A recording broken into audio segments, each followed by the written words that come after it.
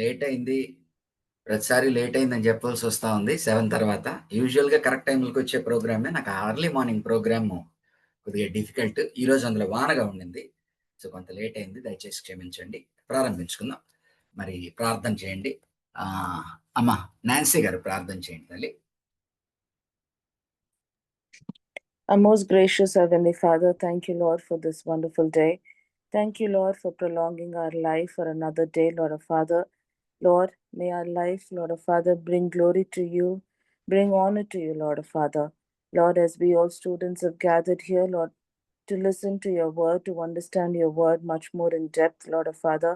As a teacher, Lord of Father, the pastor, Lord is going to explain your word to us, help us with to keep our hearts open, to keep our minds open, to also keep Lord of Father, our understanding skills open to understand your word much more in depth, Lord of Father.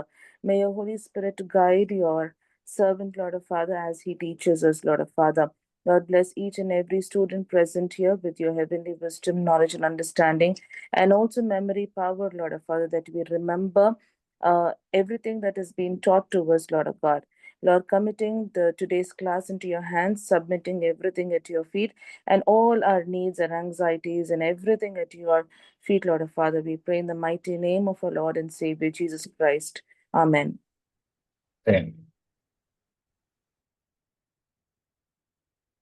గత వారము Romans ప్రారంభించాం కదండి సర్వేలో.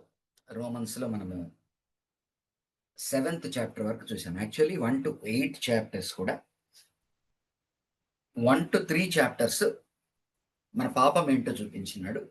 ఆ పాపమునకు విరుగుడు, విమోచన యేసు ప్రభు అని చూపించాడు కదా! 3వ అధ్యాయంలో గనక గమనించినట్లయితే 1, 2, 3 అధ్యాయాల్లో 1వ అధ్యాయంలో అన్యులందరూ పాపంలో ఉన్నారు జెంటైల్స్. 2వ అధ్యాయంలో యూదులు మాత్రమేమీ తక్కువ కాదు. వారు ఏదైతే పాపంలో లేమనుకుంటున్నారో వారు సైతము పాపంలో ఉన్నారు. ఎందుకంటే వారికి ధర్మశాస్త్రం ఇవ్వబడినప్పటికీ ధర్మశాస్త్రానుసారంగా వారు జీవించలేకపోతున్నారు గనక వారు పాపంలో ఉన్నారు. 3వ అధ్యాయంలో అంటున్నాడు ఒకరేమి, ఇద్దరేమి అందరూ పాపంలో ఉన్నారు. ఆ పాపంలో ఉన్న వారిని రక్షించినది ఎవరంటున్నాడు? యేసు ప్రభువారు తన రక్తాన్ని చిందించి రక్షించాడంటున్నాడు. 4వ అధ్యాయంలో విశ్వాసం గురించి మాట్లాడుతూ ఈ విశ్వాసము అనేది అనగా వీరు ఎవరైతే యూదులున్నారో వారు అనుకుంటూ ఉన్నది ఏంటంటే వారి విశ్వాసము అబ్రహామునందు వారికి నీతి ఆపాదింపబడింది. విశ్వాసము ద్వారా నీతి ఆపాదింపబడింది అబ్రహామునకు. కాబట్టి అబ్రహాము సంతానంగా ఇది మాకు కూడా సంతరిస్తుంది అని అన్నప్పుడు అపొస్తలుడైన పౌలు అంటున్నాడు, అబ్రహాము గురించి మీరు ఇలా మాట్లాడుతున్నారు. ఆయన యూదులకు మాత్రమే తండ్రినా? అతను యూదులకు మాత్రమే తండ్రా? సో ఆయనకు నీతి ఆపాదింపబడింది ఎలాగునా? విశ్వాసము ద్వారా నీతి ఆపాదింపబడింది. తర్వాత వీరెవ్వరు పుట్టక ముందరనే, అంటే ఇప్పుడు సోకాళ్ళు యూదులు అన్నవారు పుట్టక ముందరనే అబ్రహాం ఎక్కడి నుంచో బయట నుంచి వచ్చాడు. ఆయన తన విశ్వాసము ద్వారా నీతిమంతుడుగా ప్రకటింపబడ్డాడు. ఆ విశ్వాసానికి గుర్తుగా, ప్రతీకగా ఆయన సున్నతిని చేశాడు. సో ఆయన విశ్వాసం ఎలాంటిదని చెప్తున్నాడు? మరణము నుంచి దేవుడు లేపగలడని ఆ యొక్క విశ్వాసము కలిగిన వాడు. ఎందుకంటే మృతతుల్యమైన గర్భమైన తనకి ఇంకా పిల్లలు పుట్టరు అనుకున్న దీని నుంచి అబ్రహాము సారా ఇస్సాకును కన్నారు. కాబట్టి సబ్జెక్ట్ ఏంటి అంటే మరి విశ్వాసులకు తండ్రి అంటున్నారు కదా! ఆయన ఎవరికి తండ్రి? యూదులకు మాత్రమే తండ్రా? అన్యులకు మాత్రమే తండ్రా? ఆయన విశ్వాసం ఎప్పటి విశ్వాసము? ఆయన విశ్వాసము దేవుని యందు విశ్వాసము. ఆ విశ్వాసము ద్వారా ఆయన నీతిమంతుడు. మీలో ఆ విశ్వాసము ఉన్నదా? రెండవది విశ్వాసం గనక ఉంటే యూదులు కూడా తాము కూడా అబ్రహాము పిల్లలని చెప్పుకోనవచ్చు. నెక్స్ట్ సున్నతిని బట్టి కదా మీరు అతిశయిస్తా ఉన్నారు. అబ్రహాము పిల్లలని మీ గుర్తు ఎక్కడి నుంచి వచ్చింది? అబ్రహాము నుంచి సున్నతి ద్వారా వచ్చింది. కాబట్టి ఈ యొక్క వాగ్దానము ఏదైతే విశ్వాసము ద్వారా నేను నిన్ను నీతిమంతుడిగా అన్నాను, నిన్ను ఆశీర్వదిస్తానన్నది సున్నతి తర్వాత వచ్చిందా? సున్నతి ముందరొచ్చిందా? కాబట్టి సున్నతి కన్నా ముందే కదా! 15:6 తీసుకుంటాడు ఆదికాండము. 15:6లో ఇంకా సున్నతి కూడా జరగక ముందు అతను నీతిమంతుడుగా డిక్లేర్ చేయబడతాడు. కాబట్టి సున్నతి కూడా తర్వాత వచ్చింది. ఆ తరువాత ఇక్కడ కాదు గలతీలో మాట్లాడతాడు. ఇక్కడ కూడా కొంత మాట్లాడతాడు అనుకుంటాను. ఒక్క నిమిషం 4వ అధ్యాయం చూద్దాం. 4వ అధ్యాయం అంటే నేను నేరుగా 8వ అధ్యాయంలోకి పోలేక మళ్ళా రీక్యాప్ చేస్తున్నాను.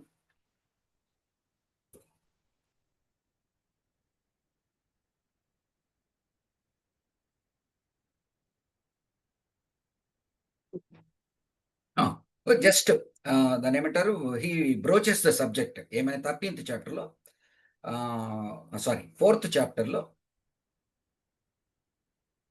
13-14 వర్సెస్ చదువుతున్నాను. It was not through law that Abraham and his offspring received the promise that he would be heir of the world, but through the righteousness that comes by faith. 14th verse. For if those who live by law are heirs, faith has no value and the promise is worthless because law brings wrath. And where there is no law, there is no transgression. So, రోమేయులకు రాసిన పత్రికలు just లాని తాకుతున్నాడు. ఏ విధంగా విశ్వాసానికి సంబంధించినంత వరకు ఈ యొక్క వీరు అతిశయిస్తున్నది దేన్ని బట్టండి? మేము అబ్రహాము పిల్లలము, నెక్స్ట్ సున్నతి మాకున్నది, నెక్స్ట్ ధర్మశాస్త్రము మాకున్నది. సో అపోస్తలుడైన పౌలు ఏం చూపుతున్నాడంటే, అబ్రహాము విశ్వాసము ద్వారా నీతిమంతుడు అని ప్రకటింపబడినప్పుడు, డిక్లేర్ చేయబడినప్పుడు అతని దగ్గర సున్నతి లేదు, ధర్మశాస్త్రము లేదు. సో గలతీయులకు రాసిన పత్రికలు ధర్మశాస్త్రాన్ని ఇంకా విపులంగా చెప్తూ, ధర్మశాస్త్రం 430 ఏళ్ల తర్వాత వచ్చింది అంటాడు మోషే సమయానికి. కాబట్టి అబ్రహాము మీద ఆయన నీతిమంతుడుగా డిక్లేర్ చేయబడినప్పుడు ఆయనకి విశ్వాసం మాత్రమే ఉన్నది, సున్నతి లేదు, ధర్మశాస్త్రం లేదు. కాబట్టి ఈ దినము ప్రశ్న ఏంటంటే, ఆయన ఎవరికి తండ్రి? యూదుడు అనేవాడు తనని తాను తండ్రిగా నిర్వచిస్తూ ఉన్నది ఎలాగునా? అబ్రహాము మా తండ్రి, మాకు సున్నతి ఉన్నది, ఆ తర్వాత మాకు ధర్మశాస్త్రం ఉన్నది. సో సున్నతిని ధర్మశాస్త్రాన్ని రెండింటిని కొట్టివేస్తున్నాడు. అంటే కొట్టివేయడం అంటే అబ్రహాము తర్వాత వచ్చినవి, కాబట్టి దాన్ని డిస్కషన్లోకి తీసుకురాకండి. ఇంకా ముందు విశ్వాసము. సో ఆయన విశ్వాసం ఎలాంటిది? మృతులలో నుంచి లేపగలడు అనేటువంటిది ఆయన విశ్వాసము. కాబట్టి ఈ రోజు 4వ అధ్యాయం 25వ వచనంలో అంటాడు, సో ఆ విశ్వాసం ఎలాంటిదంటే దేవుడు మృతులలో నుంచి లేపగలిగిన వాడు. కాబట్టి ఈ దినము మీరు యేసు ప్రభువును నమ్మట్లేదు. యూదులతో మాట్లాడుతున్నాడు. ఎందుకని? ఆయన దేవుని కుమారుడుగా వచ్చి చనిపోయి మృతుల్లో నుంచి లేచాడు. కాబట్టి ఆయన విశ్వాసం ఏంటి? ఈ సున్నతి ధర్మశాస్త్రము లేకుండా దేవుని యందు విశ్వాసం. ఆ విశ్వాసం ఎలా ప్రదర్శింపబడినది? ఆ విశ్వాసం ప్రదర్శింపబడినది మృతమైన గర్భములో నుంచి, సారా గర్భములో నుంచి మృతతుల్యుడే ఇంకా తన బిడ్డల్ని కనలేనన్న పరిస్థితి నుంచి నమ్మాడు గనక ఆయన విశ్వాసం డెఫినేషన్ ఏంటంటే, మృతులలో నుండి దేవుడు జీవమును కలుగ చేయగలడు. చూడండి 4వ అధ్యాయము. తెలియని విషయాలు కాదు, మరలా ఒకసారి రీక్యాప్ చేస్తాను. ఎందుకంటే రోమన్స్ అనేది మనకు చాలా ప్రాధాన్యమైనది కనుక సర్వే లాగా కాకుండా నేను కొంత లోతుకు వెళ్తున్నాను దీంట్లో. చూడండి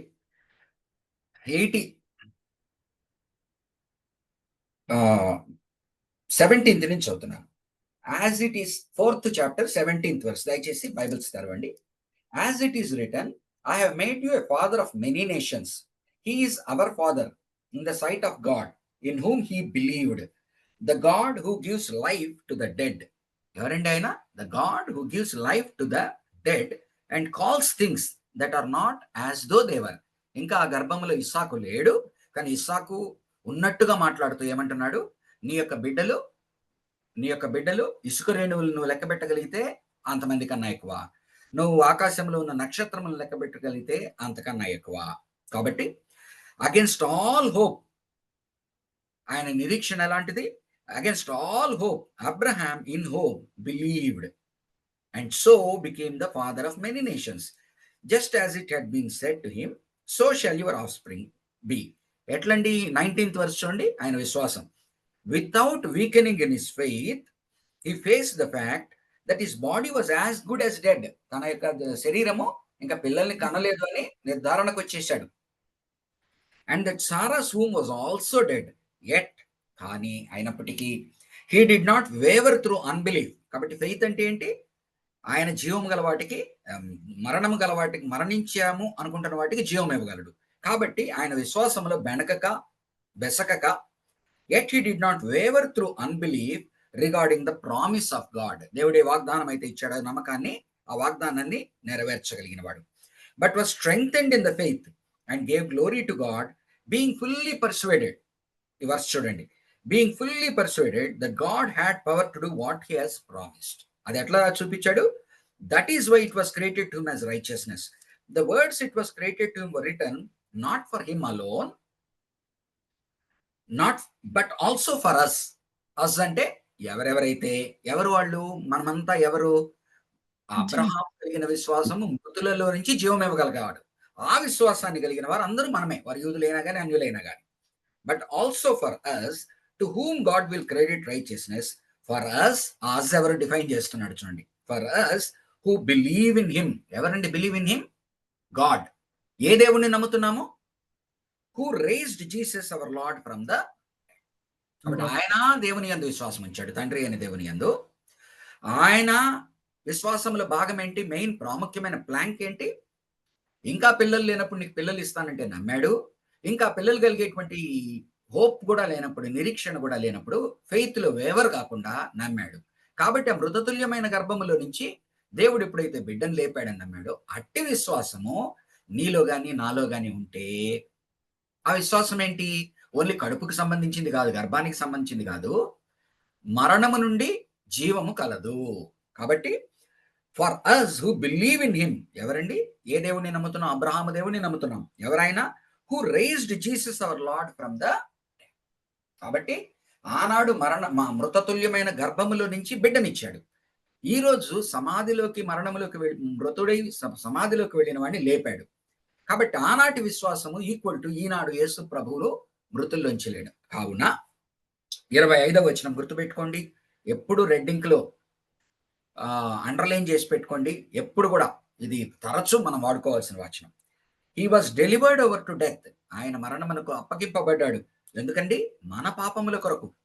కానీ మన పాపముల కొరకు అతను అప్పగింపబడ్డాడు అన్నదానికి ప్రూఫ్ ఏంటి? And was raised to life for hour justification. కాబట్టి మన పాపాల కొరకు మరణించాడు. ఇది నా ఫెయిత్ స్టేట్మెంట్. కానీ ఫ్యాక్చువల్ ఏంటి? ఫ్యాక్ట్ ఏంటి? He raised to life. ఆయన మరలా లేచాడు. That is a fact. అర్థమైందండి? నా హృదయములో ఫెయిత్ స్టేట్మెంట్. నా పాపముల కొరకు ఒకనాడు ఎమోషనల్ గా మనము యేసు ప్రభు మన పాపాలని కన్విక్ట్ చేసినప్పుడు, అయ్యా నా పాపముల కొరకు నువ్వు మరణించావు, ఇది నా ఫెయిత్. కానీ faith based on what? Based on what? There should be a fact కదా. That fact is nothing but in those days from a dead womb Isaac came, and through Isaac Jacob came, and through Jacob 12 tribes came. Through the 12 tribes millions of people have come. Not only that, he promised that not only నీ ద్వారా దేశములన్నీ ఆశీర్వదింపబడతాయి. So through that one Isaac, through that one Jacob, through the 12 tribes from the tribe of Judah, he brought Jesus. డేవిడ్కి ఇచ్చిన promise ని బట్టి. కాబట్టి అబ్రహాము సంతానం ఎవరంటున్నాడు? Seed. గలతీ పత్రికలో ఆయన వాదన. సీడ్ ఎవరు? యేసు ప్రభు. కాబట్టి యేసు అబ్రహాము పుత్రులం మనమందరము. కాబట్టి he was delivered over to death for our sins. ఇది నా ఫెయిత్ స్టేట్మెంట్. ఎవరో వచ్చారు నాకు చెప్పారు, రే నువ్వు పాపిరా నాయనా, నీ పాపాలు నిన్ను నరకానికి తీసుకెళ్తాయిరా, ఈ పాపాల నుంచి నువ్వు రక్షింపబడాలంటే నీ కొరకు దేవుడు కిందకి దిగొచ్చి నీ పాపాలను ఆయన మీదకి తీసుకుని ఆయన మరణించాడురా అనగానే, అబ్బా ఎంత పాపిని నేను, ఎంత పాపిని నేను, నిజమే కదా, నా కొరకు ఇంకోరు ఇలాంటి వాడి కొరకు చనిపోయాడా, నా పాపాలన్నీ క్షమించబడతాయా అని నేను ఒకనాడు నా హృదయం కదిలింది, కన్నీళ్ళు వచ్చాయి. నేను సంపూర్ణంగా చెత్త జీవితం ఇది అనుకున్నాను. కానీ ఇది నిజమా? ఇది నిజమా? ఎవరి కొరకు చనిపోతే ఇది నాకు వర్తిస్తుందా? అసలు నిజంగా చనిపోయిన వాళ్ళు లేస్తారా? దానికి fact. And was raise to life. దేని కొరకండి? For hour justification. కాబట్టి ఆయన మరణము పునరుద్ధానం గురించి మాట్లాడనిదే. ఆయన మరణం గురించి ఎంత మాట్లాడినా కూడా అది అసంపూర్ణమే. అందుకనే అపోస్తలుడైన పౌలు కొరింథీ పత్రిక 15వ అధ్యాయంలో ఆ యొక్క రిసరెక్షన్ అనే దాని గురించి అంత గట్టిగా పట్టుకొని దాని మీద, ఆ ఫౌండేషన్ మీద కడతాడు. ఒకవేళ కనుక యేసు ప్రభువు కనుక లేకపోతే మనంత దౌర్భాగ్యులు మరొకరు లేరు. ఎందుకంటే నేను మాట్లాడుతున్నదంతా అబద్ధం. ఎందుకని? మరణం నుంచి మనిషి ఎవడు లేకపోతే ప్రభువు కూడా లేదు. ప్రభువు కూడా లేకపోతే నేను ఇంకనూ నా పాపములో ఉన్నాను. కాబట్టి మనంత దౌర్భాగ్యులు ఇంకొకరు లేరు. కానీ నో, యేసు ప్రభు లేచాడు. First fruits. ఆయన లేచి ప్రథమ ఫలంగా ఉన్నాడు. మనము కూడా ఒకనాడు చనిపోతాము, లేస్తాము బ్రదర్. కాబట్టి ఈ విశ్వాసము నీ యొక్క పునాది. అంటే నమ్ముకున్నప్పుడు, రక్షణ పొందుకున్నప్పుడు నాకు ఆయన లేచాడా లేదా అన్నది వింటూ ఉంటాను, ఎన్నో ఫ్యాక్ట్స్ వింటూ ఉంటాను, ఇటు నుంచి అటు వెళ్ళిపోతా ఉంటాయి. కానీ నీ విశ్వాసానికి ఒక ఆధారం ఉండాలా. ఆ విశ్వాసానికి ఆధారమే ఏంటంటే యేసు ప్రభు వారు, అయ్యా నువ్వు పాపాలను క్షమిస్తావని మాకు లెక్కేంటి, మాకొక చిహ్నాన్ని చూపించు, మాకొక సైన్ని చూపించు, సూచనను చూపించు అంటే ఆయన ఏమంటున్నాడు, అయ్యా ఒకే ఒక సూచన నేను ఇస్తాను. నేను మీ పాపముల కొరకు నా ప్రాణం అర్పించడానికి వచ్చానని నేను చెప్తున్నాను. మీరేమంటున్నారు, నువ్వు మెస్సయ్య అయితే మాకు ఒక సూచన చూపించు. నేను ఇచ్చే సూచన ఒకటే. యోనా ఏ విధముగా 3 దినములు ఆ యొక్క భూగర్భంలో నున్నాడో చేప కడుపులో, అలాగనే నేను 3 దినములు భూగర్భంలో ఉంటాను, ఆ తరువాత లేస్తాను. ఇంతే, దట్స్ ఆల్. ఇది ఫెయిత్‌తో నమ్మాలా. లేటర్ ఆన్ అది ఫ్యాక్ట్ అయింది. ఈరోజు మనకేంటి, ఫెయిత్, ఫ్యాక్ట్ ఉన్నాయి. కానీ ఆ ఫ్యాక్ట్‌ని మనం కంటితో ఆనాడు చూడలే. అందుకనే తోమా ఏమంటాడు, నాకు చూపించయ్యా, నేను లేను, నాకు చూపించు అంటే చూపిస్తాడు. చూసి అప్పుడేమంటాడు, చూసి నమ్మిన వారి కంటే చూడక నమ్మిన వారు ధన్యులు. అందుకని అపోస్తలుడైన పౌలు రిసరెక్షన్ గురించి వాదించేటప్పుడు ఏం వాదిస్తాడు, అయ్యా ఇది నా కట్టుకథ కాదయ్యా, ఇది నా కట్టుకథ కాదు. కొరింథీ 1:15 ఇది నా కట్టుకథ కాదు. యేసు ప్రభువారు నిద్ర లేచాడు, ఆ యొక్క మరణ నిద్రలోంచి లేచాడు. ఆయన లేయడమే కాకుండా శిష్యులకందరికీ కనపడ్డాడు, అపోస్తలకు కనపడ్డాడు. అంత మాత్రమే కాదు, ఆయన తమ్ముడైన యాకోబుకు కనపడ్డాడు. అంత మాత్రమే కాదు, 500 మందికి రమారమి కనపడ్డాడు ఆ 40 రోజుల్లో. వాళ్ళల్లో ఎంతో మంది ఇప్పటికీ బ్రతికున్నారు, కొంతమంది చనిపోయారు. కావాలంటే మీరు వాళ్ళ దగ్గరికి వెళ్ళి చెక్ చేసుకోండి. ఇంత మాత్రమే కాదయ్యా, నా సాక్ష్యం ఒకటి ఉన్నది. నేను ఆ ప్రభువును నా కంటితో పునరుద్ధానుడైన ప్రభువును చూశాను. కాబట్టి రిసరెక్షన్ మీద నాకు ఇదంతా బిలీవ్ చేస్తున్నాను. సో ఈ రకంగా 4వ అధ్యాయంలో ఆయన వాదిస్తారు. సో 5వ అధ్యాయంలో ఈ లేయడం అంటే ఏంటి, లేచిన వ్యక్తి ఎలాగని జీవించాలా అనగా మరణం నుంచి లేచిన వ్యక్తి అని బాప్తిజం అనేటువంటి సాదృశ్యంతో ఒకనాడు పాపంలో ఉన్న మన జీవితాలని ఈరోజు రక్షణ పొందుకున్న మనము అదే అవయవాల్ని ఎలాగున్న దేవుని కొరకు వాడాలి. 5వ అధ్యాయంలో పాపం అంటే ఏంటో నిర్వచిస్తాడు ఆదాము నుంచి, అదంతా మనం చూసాము. 6వ అధ్యాయం గురించి నేను చెప్పింది ఇందాక, బాప్తిజమము ఎలాగున జీవించాలి మనము. ఓకే, 7వ అధ్యాయం మరలా పాపం అంటే ఏంటో సంపూర్ణముగా నిర్వచిస్తాడు. ఆదాము పాపం ఒప్పుకోని వారికి, ఆదాము పాపం నాకెందుకు అంటబట్టుకోబడుతుంది అన్న వారికి ఆయన ఏం చేస్తున్నాడు, సరే నాయన మీ తాత ఆదాము పాపం వదిలేసి నీ పాపం గురించి నువ్వు ఆలోచించు అని. పాపం అంటే ఏంటి, పాపం అంటే ఏంటి, నేను ఒకదాన్ని ఒప్పుకుంటున్నాను, ప్రతిసారి నేను అంటున్నాను అదే రైట్ అంటున్నాను, కానీ చేయడానికి వచ్చేటప్పటికి దానికి ఎగ్జాక్ట్లీ వ్యతిరేకంగా చేస్తున్నాను. ఇంకో దాంట్లో నేను రాంగ్ అయ్యా, అది ఎట చేస్తారయ్యా, చేయకూడదయ్యా, చాలా తప్పయ్యా అంటున్నాను, కానీ అదే చేస్తున్నాను. మరి దీన్ని ఏమంటారయ్యా, ఈ స్ప్లిట్ పర్సనాలిటీని? ఇదేనయ్యా పాపము. లోపల పాపం అనేది మనల్ని రూల్ చేస్తా ఉన్నది. కాబట్టి ఆ పాపము యొక్క సంఖ్యల నుంచి మనం బయటికి రావాలంటే, చనిపోయిన మనిషిని వాడా పాపాన్ని ఒప్పుకోకుండా తిరిగి చేసేవాడు చచ్చినవాడు. ఆ చచ్చిన వాడితో నేను జోడింపబడి ఉన్నాను ఈరోజు. కానీ ఆ చచ్చిన వాడి నుంచి నన్ను ఈరోజు ఎవరు విడుదల చేస్తారు? ఒక్క యేసు ప్రభు మాత్రమే నన్ను విడుదల చేయగలడు. సో 7వ అధ్యాయం అలా ముగిస్తాడు. 8వ అధ్యాయం దగ్గరికి వచ్చేటప్పటికి ఇదంతా లాస్ట్ క్లాస్లో మనం మాట్లాడుకున్న దాన్ని రీక్యాప్ మాట్లాడుతున్నాను. 8వ అధ్యాయంలో ఏం చేస్తున్నాడు ఇప్పుడు, ఇదంతా కూడా మనకు లోపల ఈ కార్యాన్నంతా మనకు అర్థమయ్యేటట్టు చేసేవాడు ఎవడు? అవునయ్యా, ప్రభు చనిపోయాడు, ప్రభు లేచాడు, నేను నమ్మాను, అంతా బాగుంది. ఈ కార్యాన్నంతా నా లోపల ఎవరు దీన్ని నమ్మింపచేసేది, ఎవరు నన్ను నడిపించేది? నన్ను నమ్మించేదెవరు, నన్ను నడిపించేదెవరు, కడదాకా నన్ను తీసుకొని వెళ్ళేదెవరు? అయ్యా ఆయనేనయ్యా పరిశుద్ధాత్మ దేవుడు. కాబట్టి తండ్రి అయిన దేవుడు, కుమారుడైన దేవుడు, పరిశుద్ధాత్మ దేవుడు నా హృదయంలో నెలకొని ఉన్నాడు. కాబట్టి ఆ పరిశుద్ధాత్మ దేవుడు ఎవరంటే ఆయన దేవుని ఆత్మ, క్రీస్తు ఆత్మ. 8వ అధ్యాయము 9వ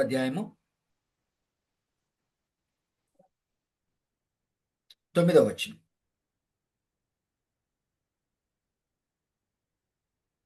You, however, are controlled not by the sinful nature, but by the Spirit. If the Spirit of God lives in you. ఏమంటున్నాడండి అక్కడ? ఆత్మ ఎవరిది? దేవుని ఆత్మ. And if anyone does not have the Spirit of Christ, he does not belong to Christ. ఏమంటున్నాడు immediate ఒకే sentence లో? ఒకే sentence లో 9A ఒక మాట మాట్లాడుతున్నాడు, 9Bలో ఒకటి మాట్లాడుతున్నాడు. 9A 9Bని కాంట్రడిక్ట్ చేయట్లా. ఏం జరుగుతా ఉన్నది? ఆ ఆత్మ పరిశుద్ధాత్ముడు తండ్రి నుంచి వచ్చిన ఆత్మ, అదే క్రీస్తు నుంచి వచ్చిన ఆత్మ. యోహాను సువార్తలో దీన్ని ఏమంటాడు? ఈ యొక్క ఆత్మ ఈరోజు ఫిలోలెక్ కాంట్రవర్సీ అని వింటాం మనం. ఫిలోలెక్ కాంట్రవర్సీ అని ఈస్ట్ వెస్ట్ విడిపోయినప్పుడు కాంట్రవర్సీ వచ్చింది. ఫిలోలెక్ అంటే ఫిలో ఫ్రమ్ ద సన్. ఆ రోజు వాదన ఏంటి? ఆ యొక్క థియలాజికల్ డిబేట్ లో ఆత్మ తండ్రి నుంచి మాత్రమే వచ్చింది, క్రీస్తు నుంచి కాదు అని నమ్మే ఒక వర్గం. ఇంకొక వర్గము నో నో నో, దేవుడు తండ్రి అయిన దేవుడు, కుమారుడైన దేవుడు, ఇరువురి నుంచి కూడా పరిశుద్ధాత్మ దేవుడు ఇవ్వబడ్డాడు. కాబట్టి ఆత్మ దేవుడు అంటే ఆ స్టేట్మెంట్స్ ద్వారా ఏం జరుగుతూ ఉన్నదంటే, సంహౌ మనం డిఫైన్ చేయలేని విధంగా, ఇక్కడ చూడండి, డిఫైన్ చేయలేని విధంగా ఈ ఆత్మ దేవుని నుంచి, తండ్రి నుంచి, తండ్రి అయిన దేవుడి నుంచి, ప్రభు అయిన దేవుడి నుంచి. అంటే ఏంటి? సంహౌ దేవుడు, తండ్రి అయిన దేవుడు, కుమారుడైన దేవుడు, పరిశుద్ధాత్మ దేవుడు ఎలాగనో ఈక్వేట్ అవుతూ ఉన్నారు. అది మన మాటలకు అందనేది మనం చెప్పలేనిది, ట్రినిటేరియన్ ఇది ఎట్లా అవుతున్నారు. సో ఈ కాంట్రవర్సీలో ఒకసారి యోహాను సువార్తలకు వెళ్దాం right. And because I have referred this verse, అంటే మీరు థియాలజీలో వింటారు, సిస్టమాటిక్ థియాలజీలో ఫిలోలెక్ కాంట్రవర్సీ అని. ఫిలోలెక్ అంటే లాటిన్ వర్డ్. ఆ వర్డ్కి అర్థం ఏంటి అంటే తండ్రిని, కుమారుడి నుంచి కూడా వచ్చింది ఫిలోలెక్ ఆత్మ. యోహాను సువార్త వెంటనే గుర్తుపట్టగలనా లేదో చూద్దాం, ఒక్క నిమిషం.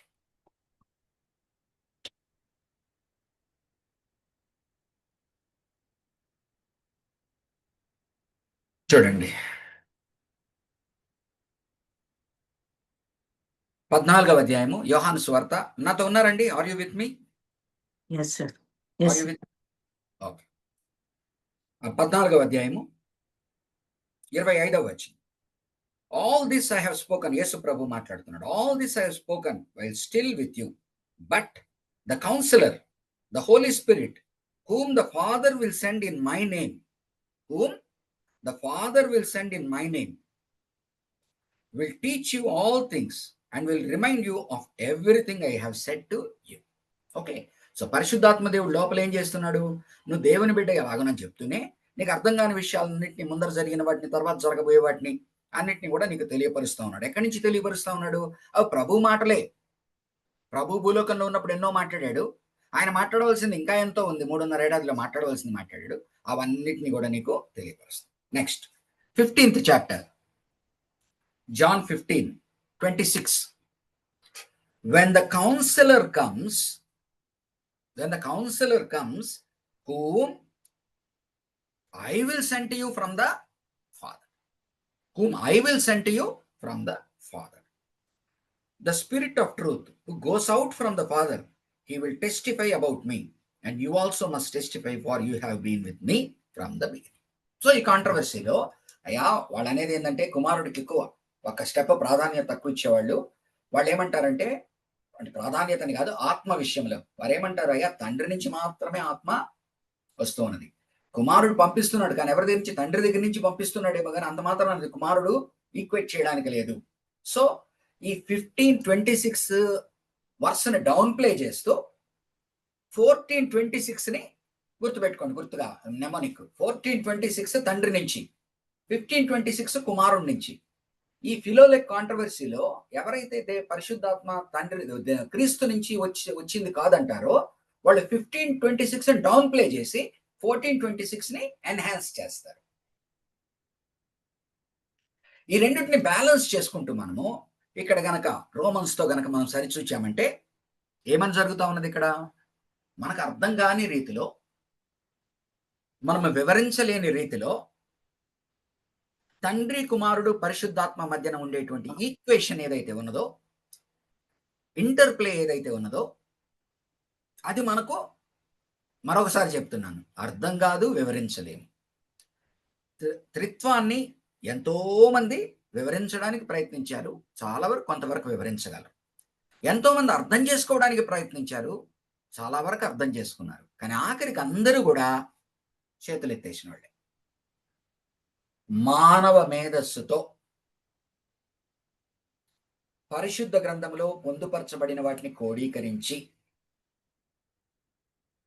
అనుభవపూర్వకముగా నేను అర్థం చేసుకున్న దాన్ని బట్టి నా మానవులకున్న రెస్ట్రిక్షన్స్ని బట్టి దేవుని యొక్క గొప్ప సత్యాన్ని నా మేధస్సుతో ఉన్న మెటీరియల్, న్యూ టెస్టిమెంట్లో ఉన్న మెటీరియల్తో ఫ్రేమ్ వర్క్ ఉన్నది. అపోస్తలుడైన పౌలు ఫ్రేమ్ వర్క్ వేశాడు. అందరూ అపోస్తలుడైన ఆ ఫ్రేమ్ వర్క్లో నుంచి నేను మాట్లాడగలనే కానీ 100% నేను దాన్ని, ఇది నా statement. Nobody can explicitly define Trinity. Nobody can explicitly make another person understand about Trinity. But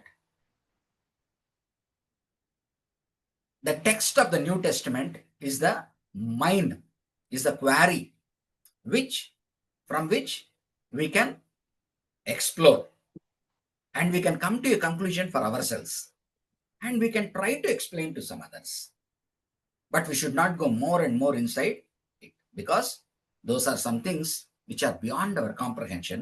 But definitely it is there and we are experiencing that. We are experiencing that.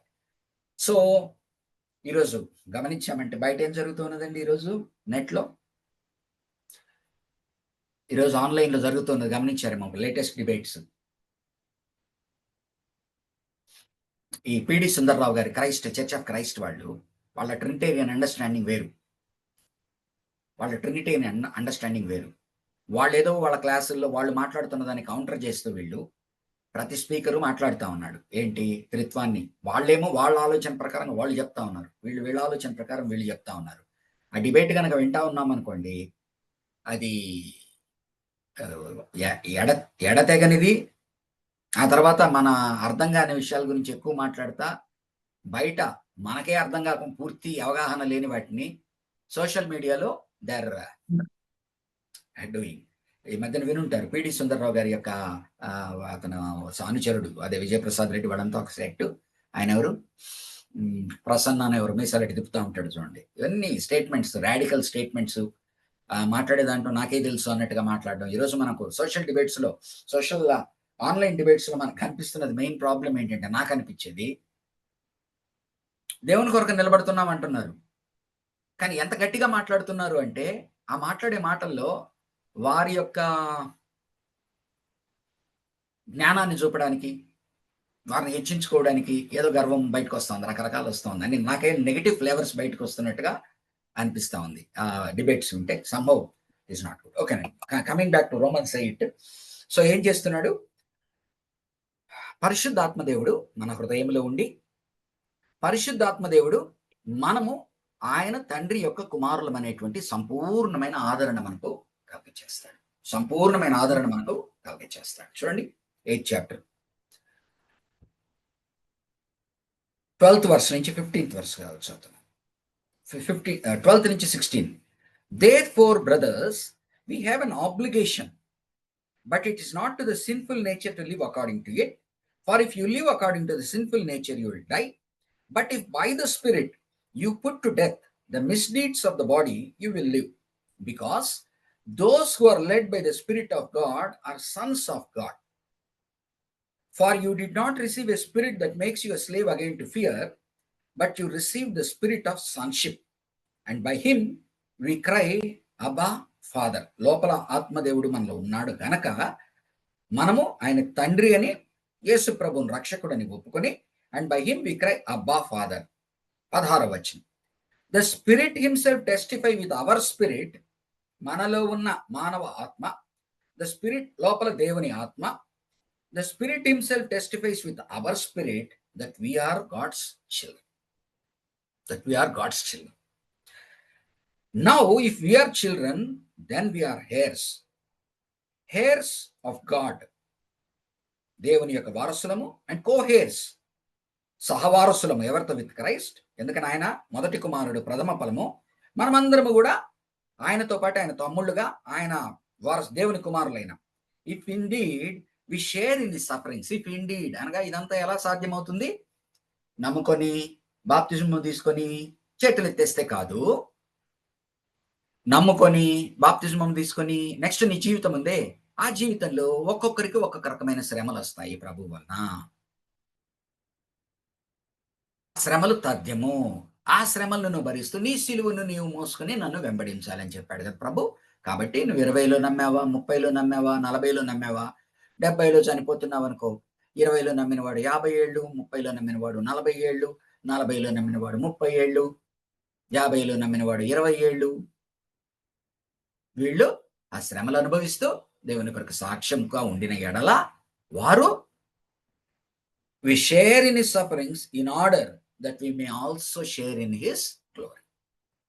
యేసు ప్రభు వారు శ్రమపడ్డారు, మహిమపరచబడ్డారు. అలాగనే నీవు గాని నేను గాని శ్రమల గుండా వెళ్ళాలి. నా సిలువ నేను మోసుకొని వెళ్ళాలి. నా సిలువ నీది కాదు, నీ సిలువ నాది కాదు. నా సిలువ నేను వేసుకొని వెళ్తూ ఉంటే ఆయన కొరకు సాక్ష్యంగా జీవిస్తే మనము ఆయనతో పాటు మహిమపరచబడతాము.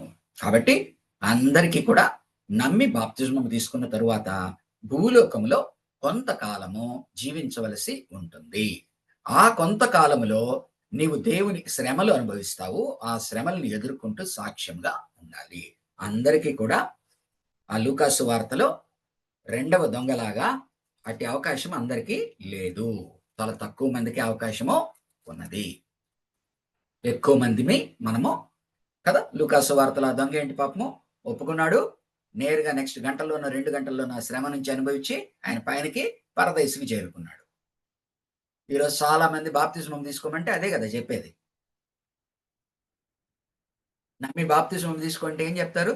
నవీన్ గారు, పాస్టర్ గారు ఏం చెప్తారండి? పాస్టర్ గారు నమ్మి బాప్తిస్మం తీసుకోండి అయ్యా అంటే మనకు పాస్టర్లుగా వచ్చే ఆన్సర్ ఏంటి? పాస్టర్ గారు మ్యూట్లో ఉన్నారా? యా ఉన్నానండి. ఏమంటారు సార్? మళ్ళీ ఒకసారి రిపీట్. అదే నమ్మి మనం బోధిస్తా ఉంటాం కాపరులుగా. అయ్యా నమ్మి విశ్వాసం పొంది బాప్తిస్మం తీసుకోండి అయ్యా అంటాం. బాప్తిస్మం తీసుకోకూడదు అని తటపటాయించే వాళ్ళు, తీసుకునే వాళ్ళు ఏం మాట్లాడతారు? అంటే అర్థమైందా నా క్వశ్చన్?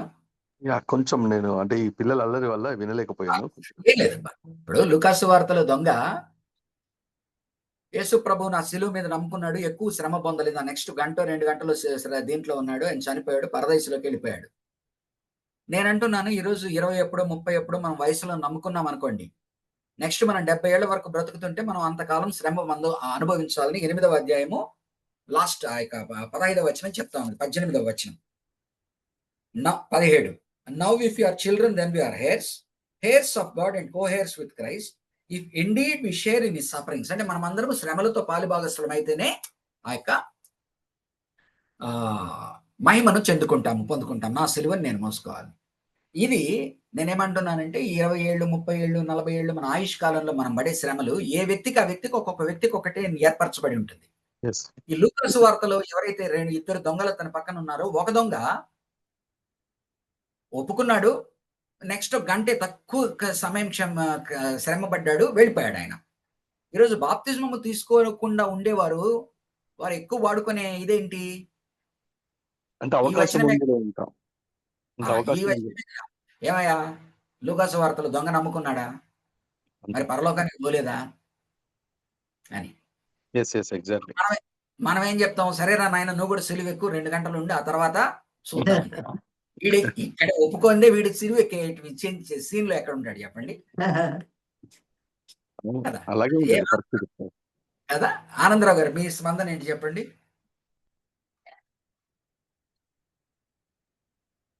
ఇది వితండవాదంలో వస్తుంది కానీ సార్, ప్రభువు చెప్పాడు మనకు అవకాశం ఉంది కాబట్టి ఖచ్చితంగా బాప్తిజం తీసుకోవాలి. దొంగకి అవకాశం లేదు కదా. విశ్వాసము విధేయత. మనకి చూడండి, విశ్వాసాన్ని బాప్తిజం అనేదంతా విధేయతతో చూపించమంటున్నాడు కదా. విశ్వాసం విధేయత. ఈ విధేయత చూపని బ్యాచ్ అంతా ఏమంటారంటే వాళ్ళకి నా అనువుగా కనిపిస్తాడు, అడ్వాంటేజ్. అతను ఎగ్జాంపుల్, అతను ఒక మోడల్ గా కనిపిస్తాడు. తర్వాత వాళ్ళకి ఇంకో మోడల్ కనిపిస్తారు. అంటే పాస్టరల్ గా మాట్లాడుతున్నాను, వాళ్ళకి ఇంకో మోడల్ కనిపిస్తారు. అయ్యా వాడు తీసుకున్నాడయ్యా బాప్తిజము, ఏం లాభం, అట్టే ఉన్నాడు, నేను కూడా అదే అలవాట్లో ఉంటే ఎందుకు, కాబట్టి నేను తీసుకున్నాను. నేనేం చెప్తాను, ఒరే నాయనా వాడు ఫెయిల్ అవుతా ఉన్నాడు నీ క్లాసులో, వాడిని చూసి వాడు ఫెయిల్ అవుతున్నాడు కదా వాడిని మోడల్గా పెట్టుకుంటావా? ఫెయిల్యూర్ మోడల్ని చూపించి నువ్వు హోల్ దీన్ని ఇచ్చేస్తావా? నువ్వు ఎవరిని చూపిస్తావు? తల్లిదండ్రులు ఏం చెప్తారు, రే వాడిని చూసి నేర్చుకోరా, వాడిని చూసి మంచి మోడల్ చూపిస్తారు. వీళ్ళు ఏం చూపిస్తారు, బాప్తిస్మం తీసుకొని బ్యాచ్ మా వాడు ఫిలిప్ తీసుకున్నాడబ్బా మా వాడు ఫ్రెండ్, ఏముంది ఫిలిప్ ఏం మారాడు, మళ్ళా సినిమాలు చూస్తున్నాడు, మళ్ళా తాగుతున్నాడు, మళ్ళా అది చేస్తున్నాడు, చర్చికి ఎప్పుడో వస్తాడు. మరి అతనికి ఎందుకు తీసుకోవడం? నేను తీసుకుంటా, నమ్ముకున్న తర్వాత తీసుకుంటాను. వాళ్ళు తీసుకున్నారు, పెళ్ళి ఎప్పుడు తీసుకున్నారు బాప్తిస్మం, ఏం ప్రయోజనం? పాస్టర్లుగా మీరు ఫోర్స్ చేస్తున్నారు, వాళ్ళు తీసుకుంటున్నారు, ఏం ప్రయోజనం? నేను మారి తీసుకుంటాను. మనం ఏం చెప్తాం, ఒరే నాయన నీ అంతట నువ్వు మారలేవనే కదా ఈ దరిద్రం అంతా. నువ్వు నీ అంతట నువ్వు మారగలిగితే ప్రభు ఎందుకు, ఆత్మ ఎందుకు? నువ్వు మారలేకే కదా ఆయన కిందని పైనుంచి కిందకు వచ్చి నిన్ను మార్చడానికి వచ్చింది. సో ఎంత చెప్పినా కూడా అదంతే కదా.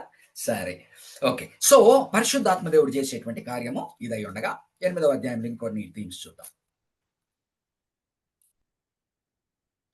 పరిశుద్ధాత్మ దేవుడు చేసేటువంటి ఇంకొక పని ఏంటండి, ఒకటి మనల్ని లోపల ఉండి ఆదరిస్తూ మన విశ్వాసాన్ని బట్టి తండ్రికి మనం కుమారులమని మనల్ని అష్యూర్ చేస్తూ, తండ్రి నాయన అప్పా అబ్బా అని పిలిచేటువంటి ఇది ఇస్తాడు.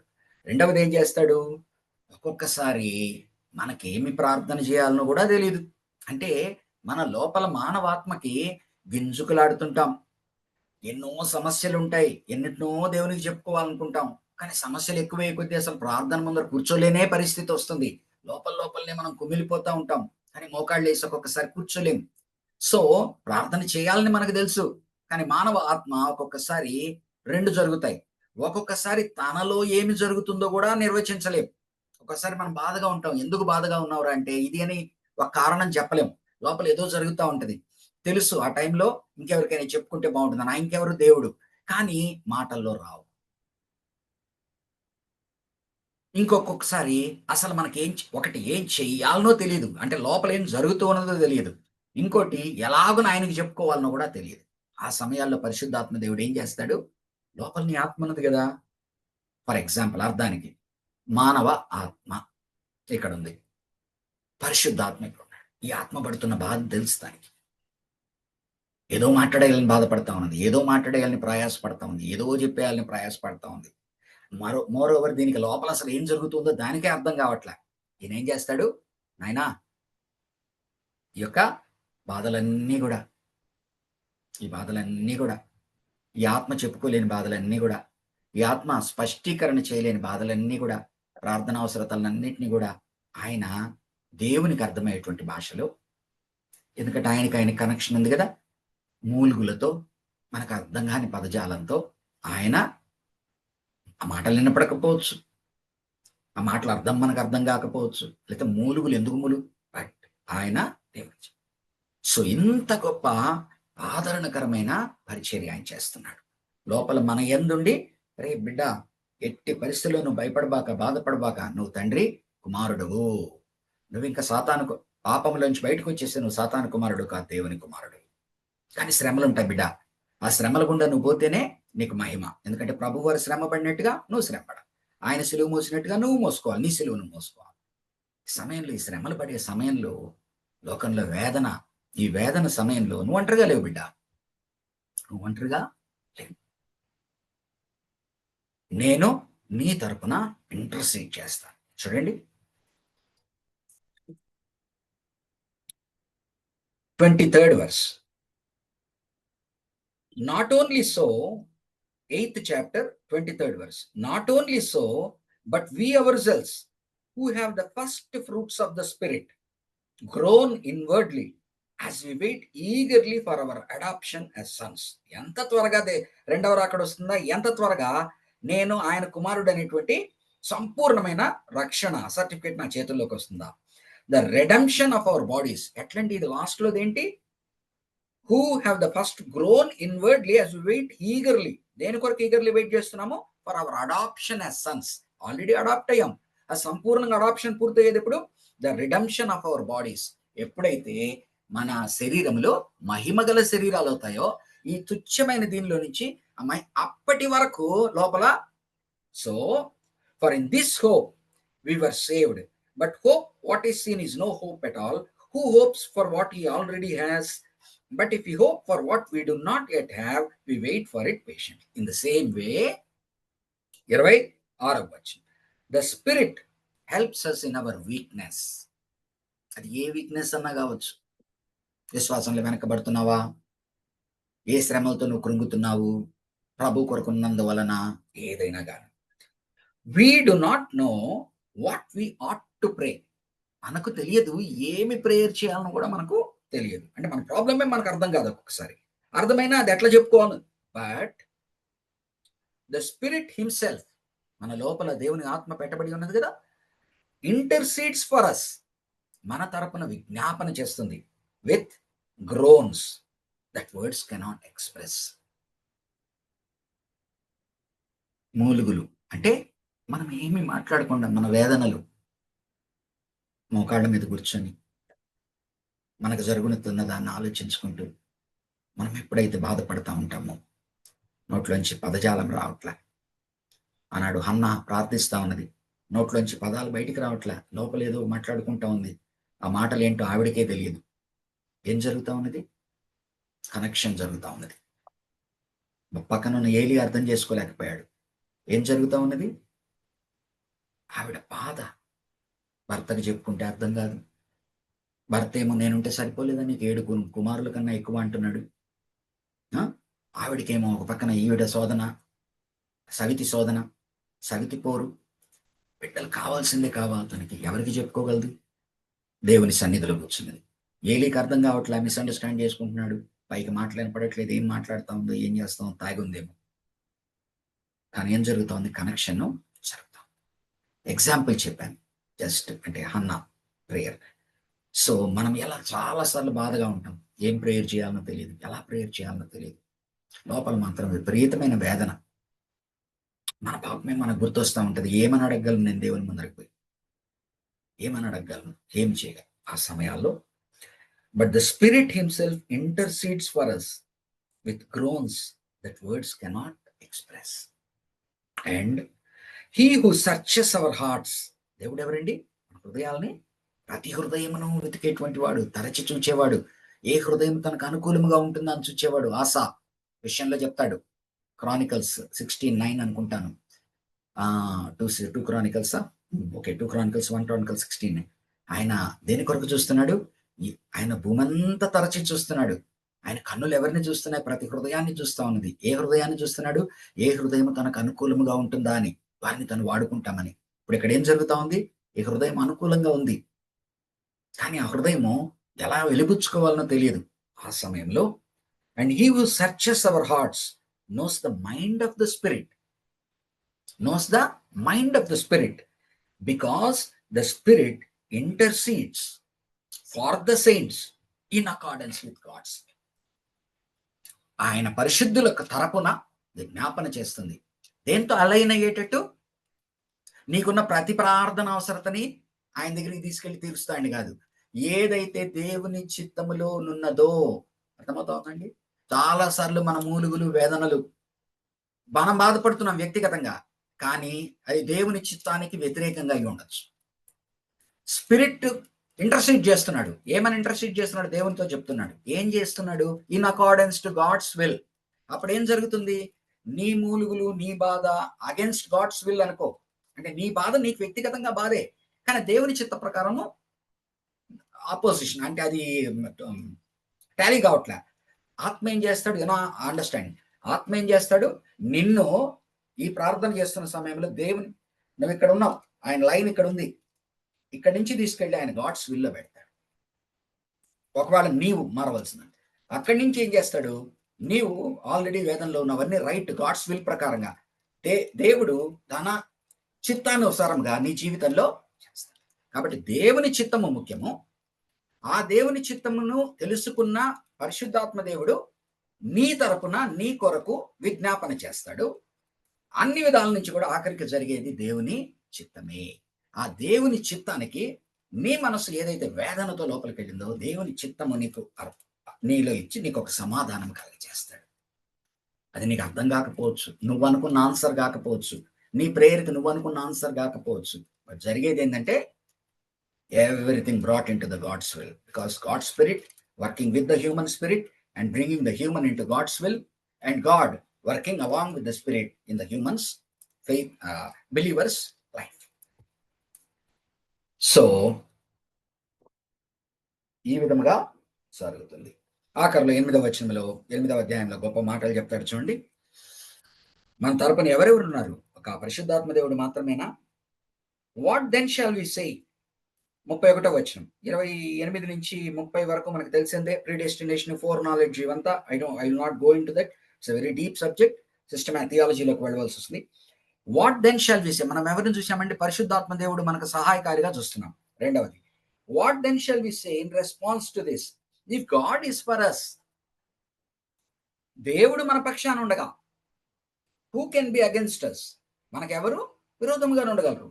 He who did not spare his own son, ఆయన కుమారుణ్ణే మనకిచ్చినప్పుడు, but gave him up for us all, అందరి కొరకు ఆయన, how will he not also along with him graciously give us all things? తన దగ్గర ఉన్న సర్వస్వం అనుకున్న కుమారుణ్ణి ఇచ్చేసినప్పుడు ఇంకేదైనా ఇవ్వడానికి వెనక దగ్గుతాడా? అన్నీ ఇస్తాడు. Who will bring any charge against those whom God has chosen? It is God who justifies. Who is he that condemns? Christ Jesus, జాగ్రత్తగా వినండి, Christ Jesus who died dash, ఆగద్దు అక్కడ, మరణంతో ఆగద్దు. who died more than that, who raised to life. బ్యూటిఫుల్గా ఉంటుంది ఇంగ్లీష్లో punctuation.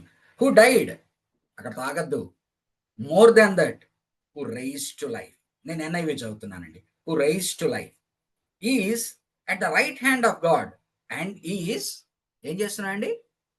Also interceding. ఒకవైపున పరిశుద్ధాత్మ దేవుడు నీ తరపున విజ్ఞాపన చేస్తా ఉన్నాడు, మరొక వైపున దేవుడిచ్చిన కుమారుడు పైన కూర్చొని నీ కొరకు విజ్ఞాపన చేస్తా ఉన్నాడు. ఇంకా నీకేం కావాలా? సో త్రిత్వం అంతా నిన్ను బ్యాడ్ చేస్తా ఉంటే, లోకము నిన్ను బ్యాడ్ చేస్తే ఏం ప్రాబ్లము? ఏమండి, త్రిత్వం అంతా నిన్ను బ్యాక్ చేస్తా ఉంటే, నీకు సపోర్ట్ చేస్తా ఉంటే, లోకము నీకు వ్యతిరేకంగా ఉంటే నీకేం బాధ? లోకము నిన్ను బ్యాడ్ చేస్తే నువ్వెందుకు బాధపడాలా? త్రిత్వం నీ వైపున ఉంటే.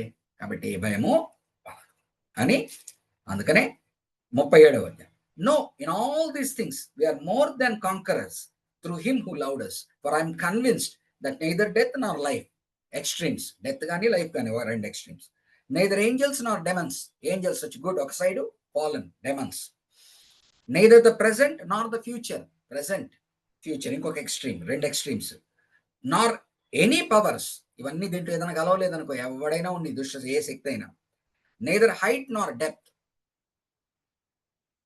spatial dimensions, nor anything else in all creation, దీని కిందకి అన్నిటినీ ఆ peripheral will be able to separate us from the love of God that is in Christ Jesus our Lord. ఒక్కసారి దేవుడు ప్రేమించిన తరువాత, ఒక్కసారి ఆయన ప్రేమించాడు గనక ఆయన కుమారుడిని ఇచ్చాడు. ఒక్కసారి నువ్వు కుమారుడిని గనక అంగీకరిస్తే, ఆయన ప్రేమించిన కుమారుడిని నువ్వు ప్రేమిస్తే, ఆయన అంగీకరిస్తే, ఇంకెవ్వరు నిన్ను ఆయన నుంచి విడదీయలేరు. No one will be able to separate us from the love of God that is, ఎక్కడండి? ప్రేమ ఎమోషన్ కాదు, that is in Christ Jesus our. That is the stand, లోక స్టాండింగ్. దాని నుంచి బయటికి వెళ్ళి నువ్వు ఏ లవ్ గురించి మాట్లాడడానికి లేదు. ఆయన ఏది చేసినా ప్రభువు నందు చేస్తున్నాడు. నువ్వు ప్రభువుని అంగీకరించి ప్రభువునందు మాట్లాడే మాటలకన్నిటికీ ఆయన వత్తాసు పలుకుతాడు. నువ్వు ప్రభువుని అంగీకరించక, ప్రభువులో లేకుండా ఊరికి నేను నామకార్థ క్రైస్తవుడిగా ఉంటూ ఇవన్నీ కనుక మాట్లాడుతూ ఉంటే దీన్ని నువ్వు చెక్ చేసుకోవాలి. ఆ లోక standing is Christ, in Christ.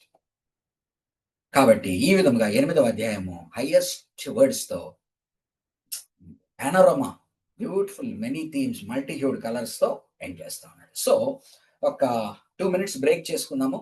9 to 11 దీంట్లోకి వెళ్దాం. ఓకే, 2 minutes బ్రేక్ తీసుకుందాం.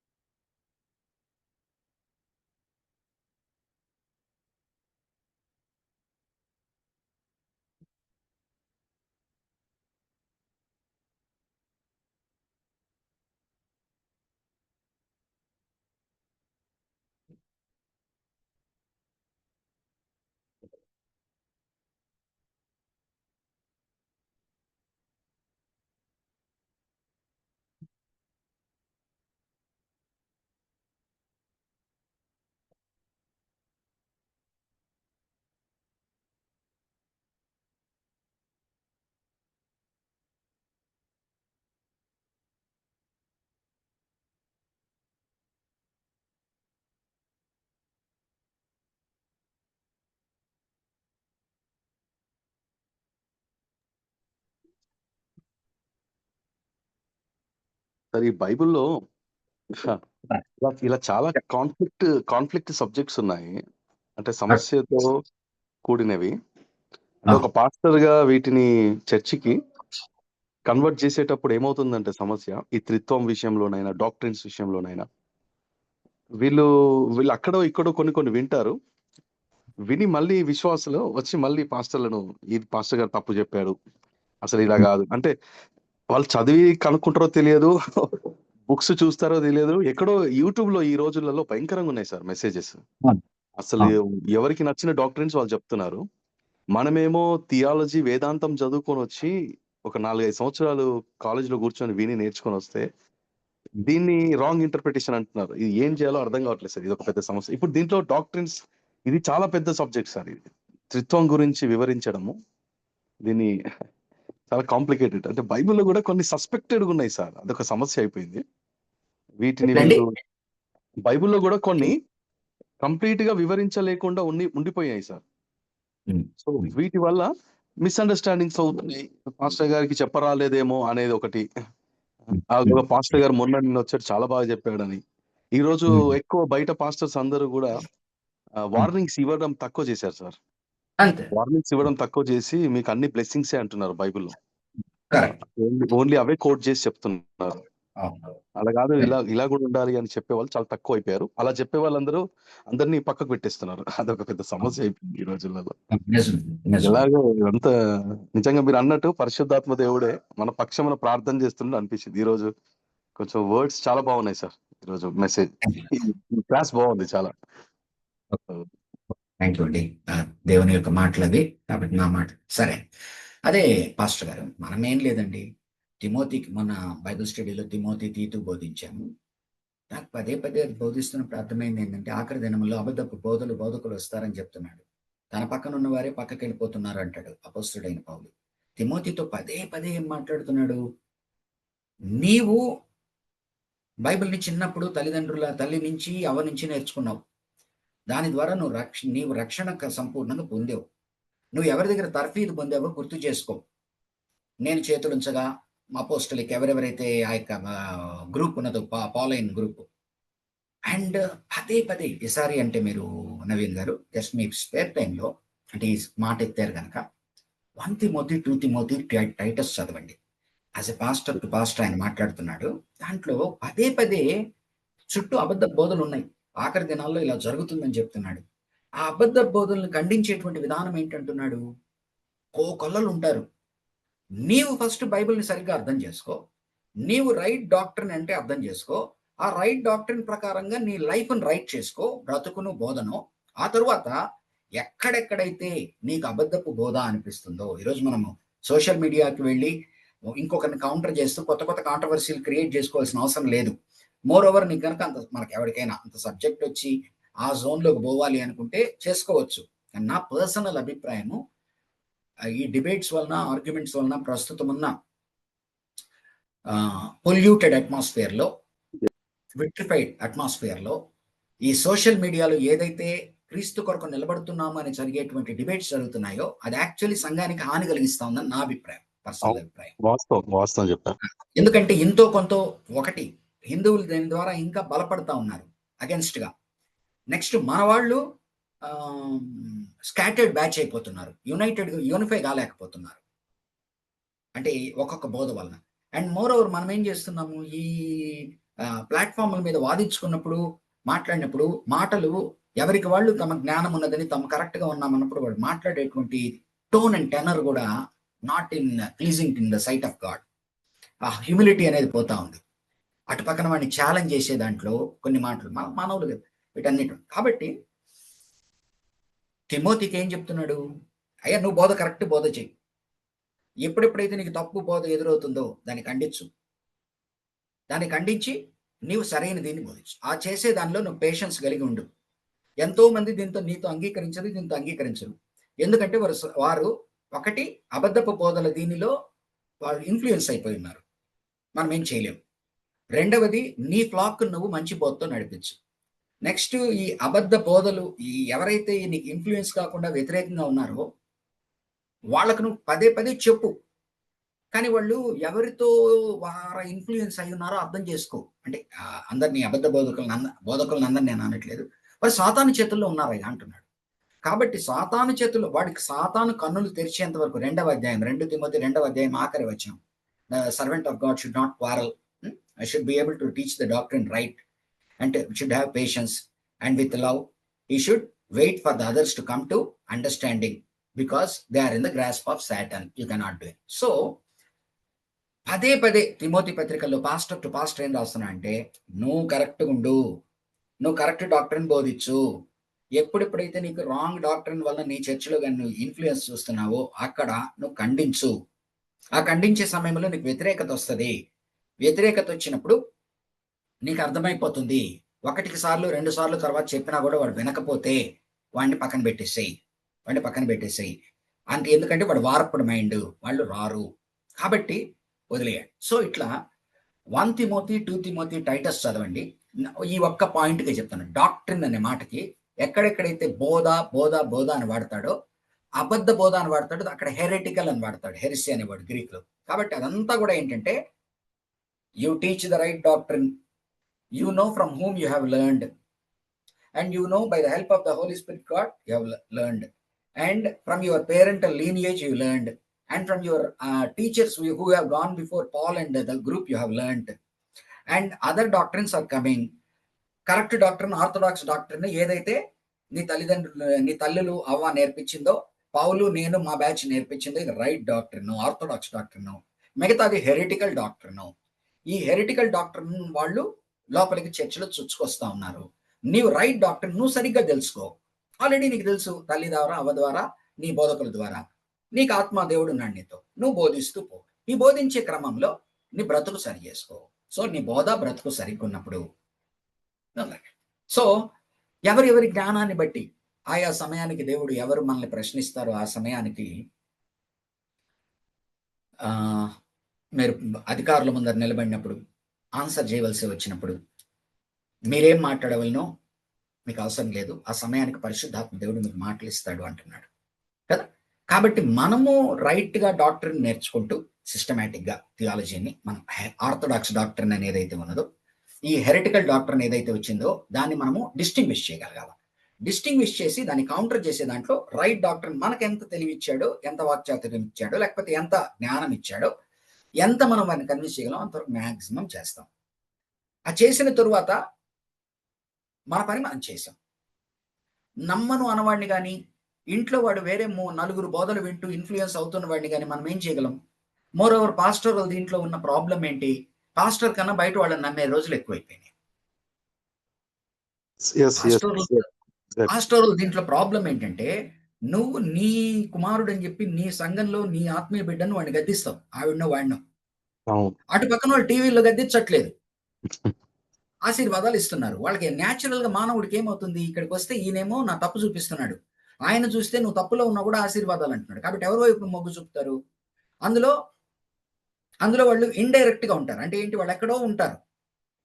నువ్వు కలుస్తూ ఉంటావు. నా బలహీనతలు నీకు తెలుసు, నీ బలహీనతలు నాకు తెలుసు. మన ఇద్దరం మాట్లాడుకుంటూ ఉంటే నేను నీకు చౌక అవుతాను, నువ్వు నాకు చౌక అవుతావు. నేనేమిటో నీకు తెలుస్తుంది. నేను ఏదైనా మంచి మాట చెప్పినా కూడా నా మీద నీకున్న అసెస్మెంట్ తో నువ్వు నమ్మవు. పాస్టర్ కొన్న ప్రాబ్లం, ఆయన ఎవరో మనకు తెలియదు, ఆయన కోటు సూటు ఆయన విద్య మనకు కనపడుతుంది కదా. ఇప్పుడు వాళ్ళు ఆకర్షణీయంగానే ఉంటారు, మనం ఏం చేయలేం. వాళ్ళది ఎక్కడెక్కడైతే రాంగ్ పోదో దాన్ని మనం పుల్పిట్ల మీద పలానాతనం అంటే కూడా మళ్ళీ కష్టమే. ఫలానా బోధ అని మన దగ్గరికి పర్సనల్గా మనం డాక్టర్ని బోధించే దాంట్లో సార్ అతంది తప్పు అనే దానికన్నా రైట్ ఇది అని మనం బోధిస్తూ పోతున్నాం అనుకో. ఎవరైతే విశ్వాసులు దాంతో డౌట్ వచ్చో అంగీకరించారో మన దగ్గరికి వచ్చి పర్సనల్గా అడుగుతారు. అడిగినప్పుడు మనకున్న జ్ఞానాన్ని బట్టి, దేవుడు ఇచ్చిన దాన్ని బట్టి రైట్ డాక్టర్ మనం అది ఒక నవీన్ గారు కొంచెం ఎక్కువ ఎక్స్ప్లెయిన్ చేయొచ్చు, వెంకటేష్ ఇంకొద్దిగా ఎక్కువ ఎక్స్ప్లెయిన్ చేయొచ్చు, జాన్ కొంచెం గారు ఇంకో, ఎవరి జ్ఞానాన్ని బట్టి ఆ సమయానికి ఆత్మని బట్టి ఎట్లాగో మనం వాళ్ళని 3-4 బోధలు వింటూ వాళ్ళది రైట్ అనుకున్న వాళ్ళు నువ్వు ఎలాగో ఇచ్చేయలేవు. కాకపోతే మంది మనం చెప్పడం, మంది పరిస్థితి నేనేమనుకుంటానంటే సార్, కాపరులుగా ఈరోజు ప్రవక్తల పరిస్థితి మంది. యెహెజ్కేలుతో ఏమంటాడు ప్రవక్తగా, అరే నాయన యెహెజ్కేలు నువ్వు నేను చెప్పింది చెప్పు, వాళ్ళు వింటారా లేదా నీకు సంబంధం లేదు, చెప్పకపోతే నువ్వు దోషి అవుతావు, చెప్పి నా తరువాత వారు వినకపోతే వారు దోషులు అవుతారు. నీ పని ఏంటంటే వాళ్ళు వింటారా లేదా అన్నది కాదు, నువ్వు చెప్పవలసింది నువ్వు చెప్పుకుంటూ ముందరికి. సో నా నా పర్సనల్ ఇది నేను స్ట్రగుల్ అవుతున్నది, నేను నా పరిచర్యలు ముందుకెళ్తున్నది ఇట్లనే. అండ్ చాలా శ్రమ పడతాను. ఏంటి, నేను I consider my gift as prophetic ministry. Prophetic అంటే ఏంటి, ఎల్లుండి జరిగే సోది చెప్పడం కాదు, వాక్యంలో ఉన్నది ఉన్న దాన్ని బట్టి నీ జీవితం ఇలా లేదు అని ఫోర్త్ రైట్గా మాట్లాడడం. ఆ మాట్లాడినప్పుడు నీకు శత్రుత్వం ఏర్పడుతుంది. మాట్లాడినప్పుడు శత్రుత్వం ఏర్పడుతుంది. ఏం చేయలేవు. మనమే ఏం చేయాలా, పాస్టర్లుగా ఈరోజు బయట ఏం కోరుకుంటు, నీకు పాస్టర్లుగా నీ ఫ్లాక్ నువ్వు కేర్ చేయాలా, ఫ్లాక్ నువ్వు దాన్ని ఏమంటారు, వాళ్ళని సమాధానం అంటే వాళ్ళకి కావాల్సిన ఆత్మ సమాధానం మనం దయచేయాలా. ఒరే నువ్వు ఇది మారకపోతే నీ జీవితం ఇటు ఉంటుందిరా అంటే ఇది చెప్పకుండా ఉండలేవు కదా. ఇది చెప్పంగానే వాడు ఇంకా నీతో సమాధానంగా ఉంటాడు కదా. అప్పుడు నేను డిసైడ్ అయిపోయింది ఏంటంటే, మంది ప్రవక్తల పరిచర్య. వాళ్ళు ఎక్స్పెక్ట్ చేస్తున్నది ఏంటంటే, సరే ఇక్కడ అందరు మిగతా వాళ్ళు విశ్వాసులుగా ఉన్నారు, వాళ్ళు ఎక్స్పెక్ట్ చేస్తున్న ఈరోజు క్రైస్తవ జనాంగం ఏంటంటే, బ్రాహ్మణ పూజారులు మా ఇంటికి వచ్చావా, ఓం నమో ఓం నమో ఓం నమో అని చెప్పి తీసుకుని వెళ్ళు. అట్లొచ్చి అమ్మా యేసు ప్రభు ఇలాగని చెప్పాడు, నీ కుటుంబం ఆశీర్వదింపబడుతుంది అని వాళ్ళ పుట్టినరోజు వెళ్ళి, వాళ్ళ పెళ్లి రోజు వెళ్ళి, వాళ్ళ సావు రోజు వెళ్ళి కృపగలు పలుకులు చెప్తా ఉంటే వాళ్ళు ఏదో ఇస్తే తీసుకునే సంభావన తీసుకొని వస్తా ఉన్నంత వరకు నీకు మంచి రిలేషన్. అది పాస్టోరల్ ఫ్లాక్ కేరింగ్ వాళ్ళ ఉద్దేశంలో. నా ఉద్దేశంలో ఏంటి పాస్టోరల్ ఫ్లాక్ కేరింగ్ అంటే, ఎక్కువ గొర్రెల కన్నా బర్రెలు తయారైనాయి. ఈ బర్రెలకు బోధించేటప్పుడు మనం ఈ బర్రెల్ని కాన్సన్ట్రేట్ చేయాలి, గొర్రెల్ని కాన్సన్ట్రేట్ చేయాలి. ఈ బర్రెలు కాస్త ఈ గొర్రెల్ని బర్రెలు కన్వర్ట్ చేస్తూ ఉంటాయి, ఇంట్లో మాట్లాడి, వెనక మాట్లాడి, ముందర మాట్లాడి. అర్థమవుతుందా పాస్టర్ గారు? ఇది కదా. ఇది మా ఇంకో పాస్టర్ గారు అన్నమాట వాడుతున్నాను. మా సంఘంలో ఆయన అన్నాడు, అప్పుడు నవ్వుకున్నాను. మా సంఘంలో గొర్రెల కన్నా బర్రెలు ఎక్కువ ఉన్నాయి సార్. అట్లా ప్రాబ్లం ఏంటి, బయట బర్రెలు గొర్రెల్ని కన్వర్ట్ చేయలేవు, ఇక్కడ మనుషుల్ని గొర్రెలు అంటున్నాం కదా. ఈ బర్రెలు ఈ గొర్రెల్ని బర్రెలుగా కన్వర్ట్ చేస్తుంటాయి. వెళ్ళి చెవుల్లో ఊదడము, అర్థమైంది కదా, నెగిటివ్ ఇవన్నీ. ఇంకా మనము ఇది మన పరిచర్య అంతే. నేను వచ్చేసిన కంక్లూజన్ ఏంటంటే, ఒకసారి కన్ఫ్యూజ్ అవుతాం, మనల్ని పాస్టర్గా పిలిచాడా లేకపోతే ఎవాంజలిస్ట్గా పిలిచాడా, పాస్టర్గా పిలిచాడా లేకపోతే థియాలజియన్గా పిలిచాడా, దేనికి పిలిచాడని. కానీ దేవుని చిత్తాన్ని బట్టి, దేవుని కృపను బట్టి ఒక 10 ఏళ్ళు పాస్టర్గా చేశాను కనుక ఏదో something saw in me, he wanted to do something through me, he did. But after this long ministry, I myself am very much confused. And in some ways confused, some ways I am very much confirmed that what they are expecting pastoral ministry and what we define as pastoral ministry is differing. It's differing. So mostly ఈరోజు మన church composition బట్టి అందరు విశ్వాసులని కాదు, కానీ మనది ఎప్పటికైనా నిలబడేది prophetic మినిస్ట్రీని. అంటే వాక్యంలో ఉన్నది ఉన్నట్టుగా చెప్పడం, ఉన్నదానికి విరోధంగా వ్యతిరేకంగా వెళుతూ ఉన్న వాళ్ళ జీవితాలు మంచివి కావని, వాళ్ళ ఆశీర్వాదాలకు పాత్రలు కారని వారిని వారు సరి చేసుకోవాలని చెప్తూ ఉండడం. ఆ చెప్పేటువంటి క్రమంలో మనకు వ్యతిరేకత ఏర్పడతా ఉంటుంది. ఆ వ్యతిరేకత ఏర్పడినప్పుడు నన్ను బలపరుచుకునేది ఎట్లంటే, ఇర్మియా గ్రంథాన్ని, యెహెజ్కేలు గ్రంథాన్ని గుర్తు చేసుకొని, ఇర్మియాకి ఇచ్చిన మాటే, నా మాటలు కనుక నువ్వు చెప్పకపోతే, వారికి భయపడి నువ్వు గనక నా మాటలు చెప్పడం మానేస్తే నేను నిన్ను భయపెడతాను, నేను భయపెట్టే భయాన్ని నువ్వు తట్టుకోలేవంటాడు. యెహెజ్కేలు ఏమంటాడు, యెహెజ్కేలు నువ్వు వాళ్ళ తరపున మాట్లాడద్దు, నా తరపున మాట్లాడు. ఇర్మియా గ్రంథంలో ఇంకే స్టేజ్కి వెళ్తాడు, ఇలా కొరకు ప్రార్థన చేయబాక, అసలు ఈ సమాజంలో నువ్వు అసలు పెళ్ళే చేసుకోబాక, ఏంటంటే ఈ సమాజంలో నీకు బిడ్డలే ఉండకూడదు, నీ కుటుంబమే ఉండకూడదు అంటాడు. అంటే ఆ 587 చెరకబోయే ముందర సంఘం పరిస్థితి అదనమాట, యూదా సంఘం పరిస్థితి. ఆ సంఘంతో మాట్లాడుతూ ఉన్నాడు. కాబట్టి ఈనాడు మనము అలాంటి సంఘాన్నే చూస్తున్నామా అంటే, క్రైస్తవత్వం పేరు చెప్పుకొని నామకార్థపు క్రైస్తవత్వంలోకి వెళ్ళిపోయి పాస్టర్ని పూజారి చేసుకునే స్థితికి వచ్చారు. ఒకరేమో నెత్తిన పెట్టుకొని దేవుడు చేసే స్థితి, అర్థమైంది కదా. ఇంకొకరేమో నేను పూజారి అంటే అర్థమైంది కదా, నీకు మంత్రాలు తెలియవు, నీకేమీ తెలీదు, పూజారిగా నాకు మంత్రాలు తెలుసు, నేను వచ్చి అక్కడ మంత్రాలు చెప్పాలా, వాళ్ళు వచ్చి నమా నమా నమ, ఆ మంత్రాలు ఏంటి నీకు అర్థం కాదు కనుక నేను ఒక కొన్ని అంటే వాళ్ళకి మంచివి చెప్పి పోతా ఉంటాను. కాబట్టి మా ఇంటికి రండి, ప్రార్థన చేయండి మా పుట్టినరోజుకి. మా ఇంటికి రండి, ఇది చేయండి. ఎస్, ప్రార్థన చేస్తాం. ప్రార్థన చేసేటప్పుడు నువ్వు వాడికి నాన్న ఇది సర్దుకో అని చెప్పామనుకో, ఆ తర్వాత నుంచి పాస్టర్ని పిలవరు. అవును. వాళ్ళు ఇంకా మనకు రకరకాల పక్కన బ్రాంచ్ వేరే వేరే పాస్టర్లు ఉంటారు. అందరూ అందరితో టచ్‌లో ఉంటారు. అర్థమైంది కదా! ఈనాడు పాస్టర్స్ రోల్ ఎట్లా ఎరోడ్ అయిపోయింది. ఒకనాడు స్థానిక సంఘంలో పాస్టర్‌కి ఒక విలువ ఉండేది. స్థానిక సంఘంలో వాళ్ళు స్థానిక సంఘపు విశ్వాసులు వాళ్ళనే పిలవాలి. ఈ కాలంలో ఏమైపోయింది? స్థానిక సంఘంలో పాస్టర్‌ని పక్కన పెట్టి ఎంతో మంది పాస్టర్లు వాళ్ళ ద్వారా వాళ్ళకి కావాల్సిన పూజారి కార్యక్రమం చేపించుకుంటున్నారు. అవును. పూజారి కార్యక్రమం అంటే ఏంటి నాకు? అదే వాళ్ళకి కావాల్సిన రోజు కేక్ కటింగ్ చేసి ఒక చిన్న 5 నిమిషాల వాక్యం చెప్పి ప్రార్థన చేయడం. సో, నువ్వు పూజారి వర్క్ చేయను అంటే పూజారి వర్క్ చేయడానికి బయట చాలా మంది ఉన్నారు వాళ్ళకి. Correct sir. నా ఇది విశ్వాసులు వాస్తవం. దయచేసి నన్ను మిస్‌అండర్‌స్టాండ్ చేసుకోకండి. పాస్టర్‌గా మీరు అర్థం. సో, నేను ఏ డెసిషన్‌కొచ్చేసాను? పూజారిగా పిలిచిన చోట పూజారిగా ఎళ్తాను. పూజారిగా పిలవలేదనుకో పోరాడినంత వరకు పోరాడతాను. ఒరేయ్ నాయన నేనురా మీ పాస్టర్‌ని. ఆ తర్వాత లేదు. నేను నా పరిచర్య ఎక్కడ? బైబిల్ స్టడీలో చెప్పడము, ఆదివారం చెప్పడము. అర్థమైంది కదండీ! నేను వాక్యం అవును. చెప్పడం. చిన్నగా నేను చెప్పవలసిందని నేను చెప్తా ఉంటాను. ఎంతకాలం దేవుడు దాన్ని వాడుకుంటాడో అంతకాలం వాడుకుంటాడు. ఇంకా చర్చిల్లో రకరకాల పాలిటిక్స్ ఉంటాయి. ఇప్పుడు మా చర్చిలో అయితే ఒక పాలిటిక్స్ కాదు రకరకాలుంటాయి. ప్లస్ బయట వేరే చర్చ్, మదర్ చర్చ్ రకరకాలుంటాయి మాకు. వీటిలన్నిట్లో ఎంతకాలం సర్వైవ్ అవుతాం, ఏం చేస్తామో తెలీదు. But who cares? Who cares? I am working for God. Who cares? Yes, I need this church. Yes, I need to be a pastor. But not at the cost of selling God, not at the cost of deviating from God's word, not at the cost of satisfying those people who have deviated, but they want to make me into their mold. Adi that is my limit, end point. So ఇలా ముందుకు వెళ్తాను. Okay sir. Thank you sir. Naveen గారు ఇది మన ఇద్దరం పాస్టర్లుగా ఎప్పుడైనా మాట్లాడుకోవాల్సిన బదులు చాలా వరకు చెప్పాను ఓపెన్ ఫోరంలో కూడా. కాబట్టి అయ్యా ఇక్కడ ఎవరైతే విశ్వాసులు ఉన్నారో దయచేసి వారిని మరొకసారి నేను ప్రేమపూర్వకంగా కోరుకుంటున్నాను. విశ్వాసులైన వారిని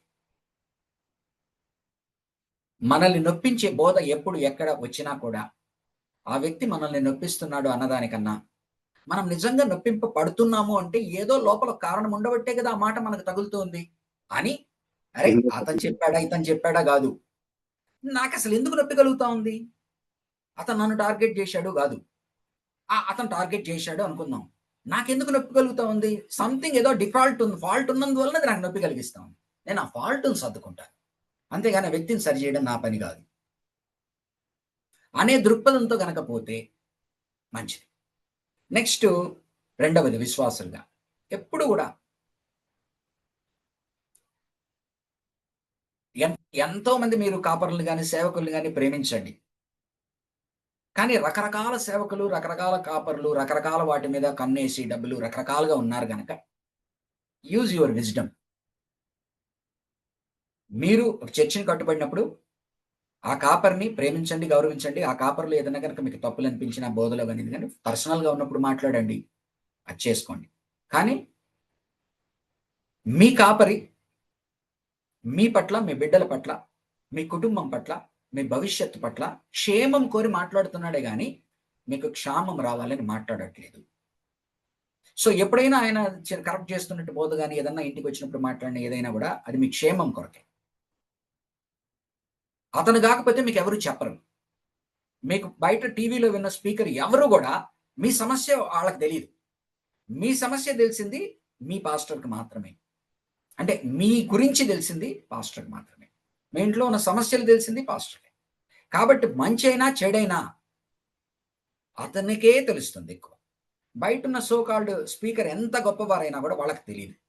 ఇదేదో నేను పుట్టినరోజు కొరకు, బాప్తిజమం కొరకు, పెళ్లి కొరకు పాస్టర్ కావాలని చెప్పట్లేదు. సంఘ కాపరి అనే మాటకు అర్థం ఏంటంటే అతను ఫ్లాక్ యొక్క పరిస్థితి ఏంటో తెలుసు. ఏది కుంటిది, ఏది గుడ్డిది, ఏది స్లోగా నడుస్తుంది, ఏది ఫాస్ట్గా నడుస్తుంది, దేనికి జ్వరం ఉంది, దేనికి ఆత్మీయమైన ఏ రుగ్మత ఉన్నది, ఇవన్నీ తెలిసింది. కాబట్టి మీరు ఒక కాపరిని విశ్వసించండి, సంఘాన్ని పట్టుకోండి, కాపరిని విశ్వసించండి. ఆ కాపరితో మీరు పంచుకుంటూ ఉండండి. ఆ కాపరి ద్వారా మీరు ముందుకు సాగండి. అంతేగాని ఈ చాలాసార్లు మనం ఈ సంఘాన్ని పట్టుకోవడం అనేది రకరకాలు ఏవో ఉంటాయి. ఇంకా I don't want to go into that. So స్థానికంగా మీ సంఘ కాపరిని మీరు గౌరవించండి, ప్రేమించండి. డెఫినిట్‌గా మీరు ఆయన పూజారిగా అన్నిటికి పిలుచుకోండి. మంచిదే. మంచి వాక్యాలు చెప్పడము, ఆయన మిమ్మల్ని ప్రోత్సహించడము, మీరు ఆయనకు ఒక కానుక ఇవ్వడము, దాని ద్వారా ఆయన మీ ప్రేమ ద్వారా ఆయన మీ ప్రేమ కనపరచడం, పోషింపబడడం ఇవన్నీ ఓకే. దాన్ని నేనేమంటాను. కానీ డోంట్ రెస్ట్రిక్ట్ హిమ్ టు పూజారి. Let him be your profit. Let him be your pastor who gives care. Okay. అలా మీరు దయచేసి చేస్తే అది మీకు ఆశీర్వాదకరం. మీ బిడ్డలు మంచిది నేర్చుకుంటారు. పాస్టర్లుగా ఎవరైతే మైనారిటీ అయిపోతున్నారో వాళ్ళందరినీ మీరు, అంటే మైనారిటీ అయిపోతున్నారు ఈ కాలం, వాళ్ళందరినీ మీరు మళ్ళా వాళ్ళని సపోర్ట్ చేస్తున్నట్టు, పైకి తెస్తున్నట్టు. ఇది ఓకేనండి. Sorry, distraction. Okay. 9th chapter 10th వెనక్కి వస్తున్నామండి. Romans 9th chapter 10th chapter 11th chapter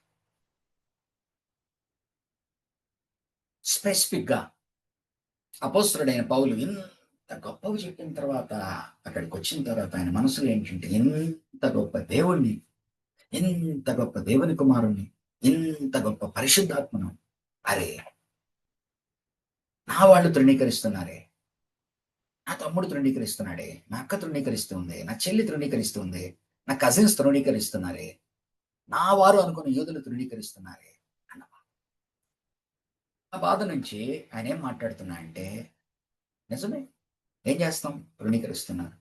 ఎందుకని తృణీకరిస్తున్నారు? దేవుని చిత్తం, God's sovereignty. So 9th chapter ఏమంటాడంటే, ఇట్ ఈస్ గాడ్స్ సావర్నిటీ. దేవుని యొక్క సార్వభౌమత్వం వలన ఈ దినము వీళ్ళకిచ్చింది తక్కువేమీ కాదు, ఎంతో ఎక్కువ ఆశీర్వాదాలు ఇచ్చాడు. అయినప్పటికీ వీళ్ళు పక్కకు తప్పారు. ఎందుకు పక్కకు తప్పారు? దేవుని చిత్తంలోనే ముందరి నుంచి కూడా పెద్ద కొడుకు పుట్టాడంటే పెద్ద కొడుకుని నిర్ణయించుకోవాల్సిన అవసరం లేదు. ఒకరిని నిర్ణయించుకుంటాడు, ఒకరిని తృణీకరిస్తాడు. అలాగనే ఇజ్రాయేలీ జనాంగాన్ని గాడ్ సావర్నిటీలో నుంచి చూస్తూ వీళ్ళని ఆయన సెకండరీ సిటిజన్స్ గా ఆయన ఇప్పుడు కన్సిడర్ చేస్తున్నాడు. తొక్కాడు, తోశాడు, పక్కకు పెట్టాడు. ఇదేమి ఆయనకి ఇప్పుడు కాదయ్యా కొత్త. ఇదేమి ఆయనకి ఇప్పుడు కొత్త కాదు. అబ్రహాంకి ఇష్మాయిలు, ఇస్సాకు ఉంటే ఇస్సాకుని ఎన్నుకున్నాడయ్యా. యాకోబుకు ఇస్సాకుకు ఇసావు యాకోబు ఉంటే యాకోబుని ఎన్నుకున్నాడయ్యా. కాబట్టి ఇదేమి ఆయనకు కొత్త కాదు. More over 9th chapter. More over అయ్యా, నా సార్వభౌమత్వాన్ని బట్టి నేను ఎవరిని ఎన్నుకోవాలనో, ఎవరిని తిరస్కరించాలనో నా ఇష్టం. ఎవరి మీద దయ చూపాలనో, ఎవరి మీద దయ చూపకూడదో నా ఇష్టం. అందుకని కదా ఈరోజు మీరు అరుస్తున్నారు. ఒకనాడు నేను ఫరోను తిరస్కరించాను, మిమ్మల్ని అంగీకరించాను. అప్పుడేమో చాలా బాగుందన్నారు కదా. ఈరోజు నేను మిమ్మల్ని తిరస్కరిస్తున్నాను, అన్యులైన వారిని అంగీకరిస్తున్నాను. కాబట్టి ఇది నా సార్వభౌమత్వం. ముందరి నుంచి కూడా నేను నా ఇష్టం కొద్దీ నేను చేస్తున్నాను. ఎవరి మీద దయ చూపాలన్న వారి మీద దయ చూపుతాను, ఎవరి మీద దయ చూపకూడదు వారి మీద దయ చూపు. నా ఇష్టం, నా ఇష్టం. ఆ సార్వభౌమత్వంలో భాగంగా ఒకనాడు ఫరో వెసల్ ఆఫ్ రాత్ అయ్యాడు. ఇజ్రాయేలీ జనాంగం వెసల్ ఆఫ్ మెర్సీ అయ్యాడు. ఈరోజు అన్యుల నుంచి వచ్చి క్రీస్తుని నమ్ముకున్న వారు కానీ, యూదుల నుంచి క్రీస్తుని నమ్ముకున్న వారు కానీ నా వెసల్స్ ఆఫ్ మెర్సీ. ఎవరైతే యేసు ప్రభువు నమ్ముకోలేదో వారు యూదులు కానీ అన్యులు కానీ ఈరోజు వారందరూ నా vessels of wrath. They are fit for my wrath. So it is my sovereignty. చాలా కష్టంగా ఉంటుంది కదా వినడానికి. ఓకే, రండి 10వ అధ్యాయంలోకి వద్దాం అంటాడు. సరేనయ్యా, ఆయన సార్వభౌమత్వం గురించి ఓకే, నేను దేవుని పక్కనే ఉంటాను, దేవుని వైపునే మాట్లాడతాను, ఆయన ఇష్టం. కానీ మీ గురించి ఆలోచిద్దాం. మీరు ఎలాంటి వాళ్ళు? మీ హ్యూమన్ రెస్పాన్సిబిలిటీ అనేది లేదా? మీరు ఏం చేశారు? మీరు అన్ని ఇచ్చిన తర్వాత, ధర్మశాస్త్రం ఇచ్చిన తర్వాత, అన్ని మీకు ఇచ్చిన తర్వాత మీరు ఏం చేశారు? ఏదో ధర్మశాస్త్రాన్ని పట్టుకొని ఏదో మీరు లోకాన్నంతా సాధిస్తామని ఆఖరికి ధర్మశాస్త్రాన్ని కూడా మీరు అందుకోలేకపోయారు. కాబట్టి మీ రెస్పాన్సిబిలిటీ ఎక్కడికి పోయింది? You have rejected God, you have refused God, మీరు తిరస్కరించారు దేవుణ్ణి. కాబట్టి 10th చాప్టర్ అంతా ఇజ్రాయిల్స్ రెస్పాన్సిబిలిటీ చూపిస్తాడు. 9th చాప్టర్ గాడ్ సావరెనిటీ చూపిస్తాడు. 10th చాప్టర్ ఇజ్రాయిల్స్ రెస్పాన్సిబిలిటీ చూపిస్తాడు. అనగా దేవుని చిత్తము, దాన్ని మనం అర్థం చేసుకోలేని పరిస్థితిలో, సరేనయ్యా నా చిత్తాన్ని నువ్వు అర్థం చేసుకుని నీ పరిస్థితి ఏంటి, నేను నీకు ఇన్ని ఇచ్చిన తరువాత నువ్వు నీ రెస్పాన్సిబిలిటీ నువ్వు నిర్వర్తించావా? నువ్వు తప్పలేదు. కాబట్టి ఇప్పుడు నన్ను వచ్చేట్టు అడుగుతావు. ఇప్పుడు నేను ఎవరిని పడితే వాళ్ళు నువ్వు ఎట్టా తిరస్కరిస్తావయ్యా, ఎవరిని పడితే వాళ్ళని ఎట్ట ఎన్నుకుంటావని. ఆనాడేమో నేను మిమ్మల్ని ఎన్నుకున్నప్పుడేమో సంకలు కొట్టుకున్నారు, ఈనాడు మిమ్మల్ని తిరస్కరించారని మీరేమో కోప్పడతా ఉన్నారు. ఎందుకు తిరస్కరించాను మిమ్మల్ని? ధర్మశాస్త్రాన్ని ఇచ్చాను. ధర్మశాస్త్రాన్ని దేని కొరకు ఇచ్చాను? ముందుకు నడిపించడానికి ఇచ్చాను, తెలుసుకోవడానికి. ఆ ధర్మశాస్త్రాన్ని మీరేం చేశారు? ధర్మశాస్త్రము జీవానికి దారి చూపిస్తుందంటే మీరేం చేశారు? జీవాన్ని దారి కొదిలి ధర్మశాస్త్రాన్ని గట్టిగా పట్టుకుని ఊగులాడుతా ఉన్నారు. ధర్మశాస్త్రం దేనికి నిదర్శన? అది ప్రభువు వైపును చూపిస్తా ఉంది. ప్రభు వచ్చాడు, ప్రభు ధర్మశాస్త్రాన్ని నెరవేర్చాడు. కాబట్టి విశ్వాసం ఆయన ఏందో ప్రకటించినప్పుడు ఇంక నువ్వు ఆయన ఎన్నుకొని ఆయన ముందరికి వెళ్ళాలి. కాబట్టి ధర్మశాస్త్రాన్ని అటు పక్కన పెట్టాడు. సో ధర్మశాస్త్రాన్ని మీరు పట్టుకున్న వాళ్ళు ధర్మశాస్త్రాన్ని కూడా చేరలేకపోయారు, అంటే దాని గోల్స్ని కూడా చేరలేకపోయారు. కాబట్టి మీ రెస్పాన్సిబిలిటీ ఏంటి? పదే పదే పదే మీకు ఎన్నిసార్లు చెప్పినా మీరు వినకుండా ఉన్నారు. ఈ రోజున అంతిమమైన కుమారుడిని ప్రభువుని తెచ్చినప్పుడు కూడా మీరు. కాబట్టి మీ రెస్పాన్సిబిలిటీ మీరు ఆలోచించుకోండి. 11th చాప్టర్ ఏమంటాడంటే, అయ్యా యూదులను అందరినీ కట్టగట్టి నేను చెప్పట్లేదు. ఆనాటికి ఈనాటికి కూడా ప్రభువు ఎప్పుడు కూడా శేషాన్ని ఉంచుకుంటాడు. ఆనాడు ప్రభువు ఇజ్రాయేలీ జనాంగంలో ఏలియా సమయంలో ఏలియా ఒక్కడనే అనుకుంటున్నాడు. కానీ ఏలియాతో ఏమన్నాడు? నువ్వు మాత్రమే కదా నీకు కనిపించేవాడి, నువ్వు ఒక్కడివే కనిపిస్తున్నావు. 7,000 మందిని బయలుదేవతను పూజించని వారిని నేను ఉంచుకున్నాను. 7,000 మంది నేను. కాబట్టి శేషం ఎప్పుడు ఉన్నది. అలాగనే అయ్యా యూదులందరినీ కట్టగట్టి నేను వదిలేయలేదు. ఆనాడు శేషం ఎలాగైతే ఉంచుకున్నానో ఈనాడు పౌలు అపోస్తులు యూదుల నుంచి క్రైస్తవులు వచ్చారు చూడండి, వాళ్ళందరూ కూడా యూదుల్లో నుంచి ఉన్న శేషము. సో రెమనెంట్ అనేది ఈనాడు కాదు, ఇజ్రాయేల్ జనాంగం ప్రారంభమైనప్పటి నుంచి church with in church, synagogue with in synagogue ఉంటూనే ఉన్నది. ఆ ఇన్నర్ ఎవరంటే రెమనెంట్, నిజమైన నిజమైన విశ్వాసులు అంటే నామకార్థపు విశ్వాసులతో నిండిపోయి ఉన్న ఇజ్రాయేలీ జనాంగంలో నిజమైన విశ్వాసులు లోపల ఉన్నారు. వాళ్ళని శేషము అంటాము. ఆ శేషాన్ని ఈరోజు నేను ఇజ్రాయేల్ జనాంగానంతా కట్టగట్టి వదలలేదు. ఆనాడు శేషం ఉంచుకున్నాను ఆహాబు సమయంలో, ప్రతిసారి శేషం అనేది ఉంచుకుంటూనే ఉన్నాను.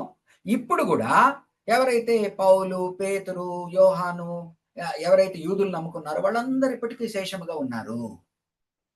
కాబట్టి మీరు నేను వదిలేశాను అనుకోకండి అని చిన్నగా మూవ్ అవుతున్నాడు.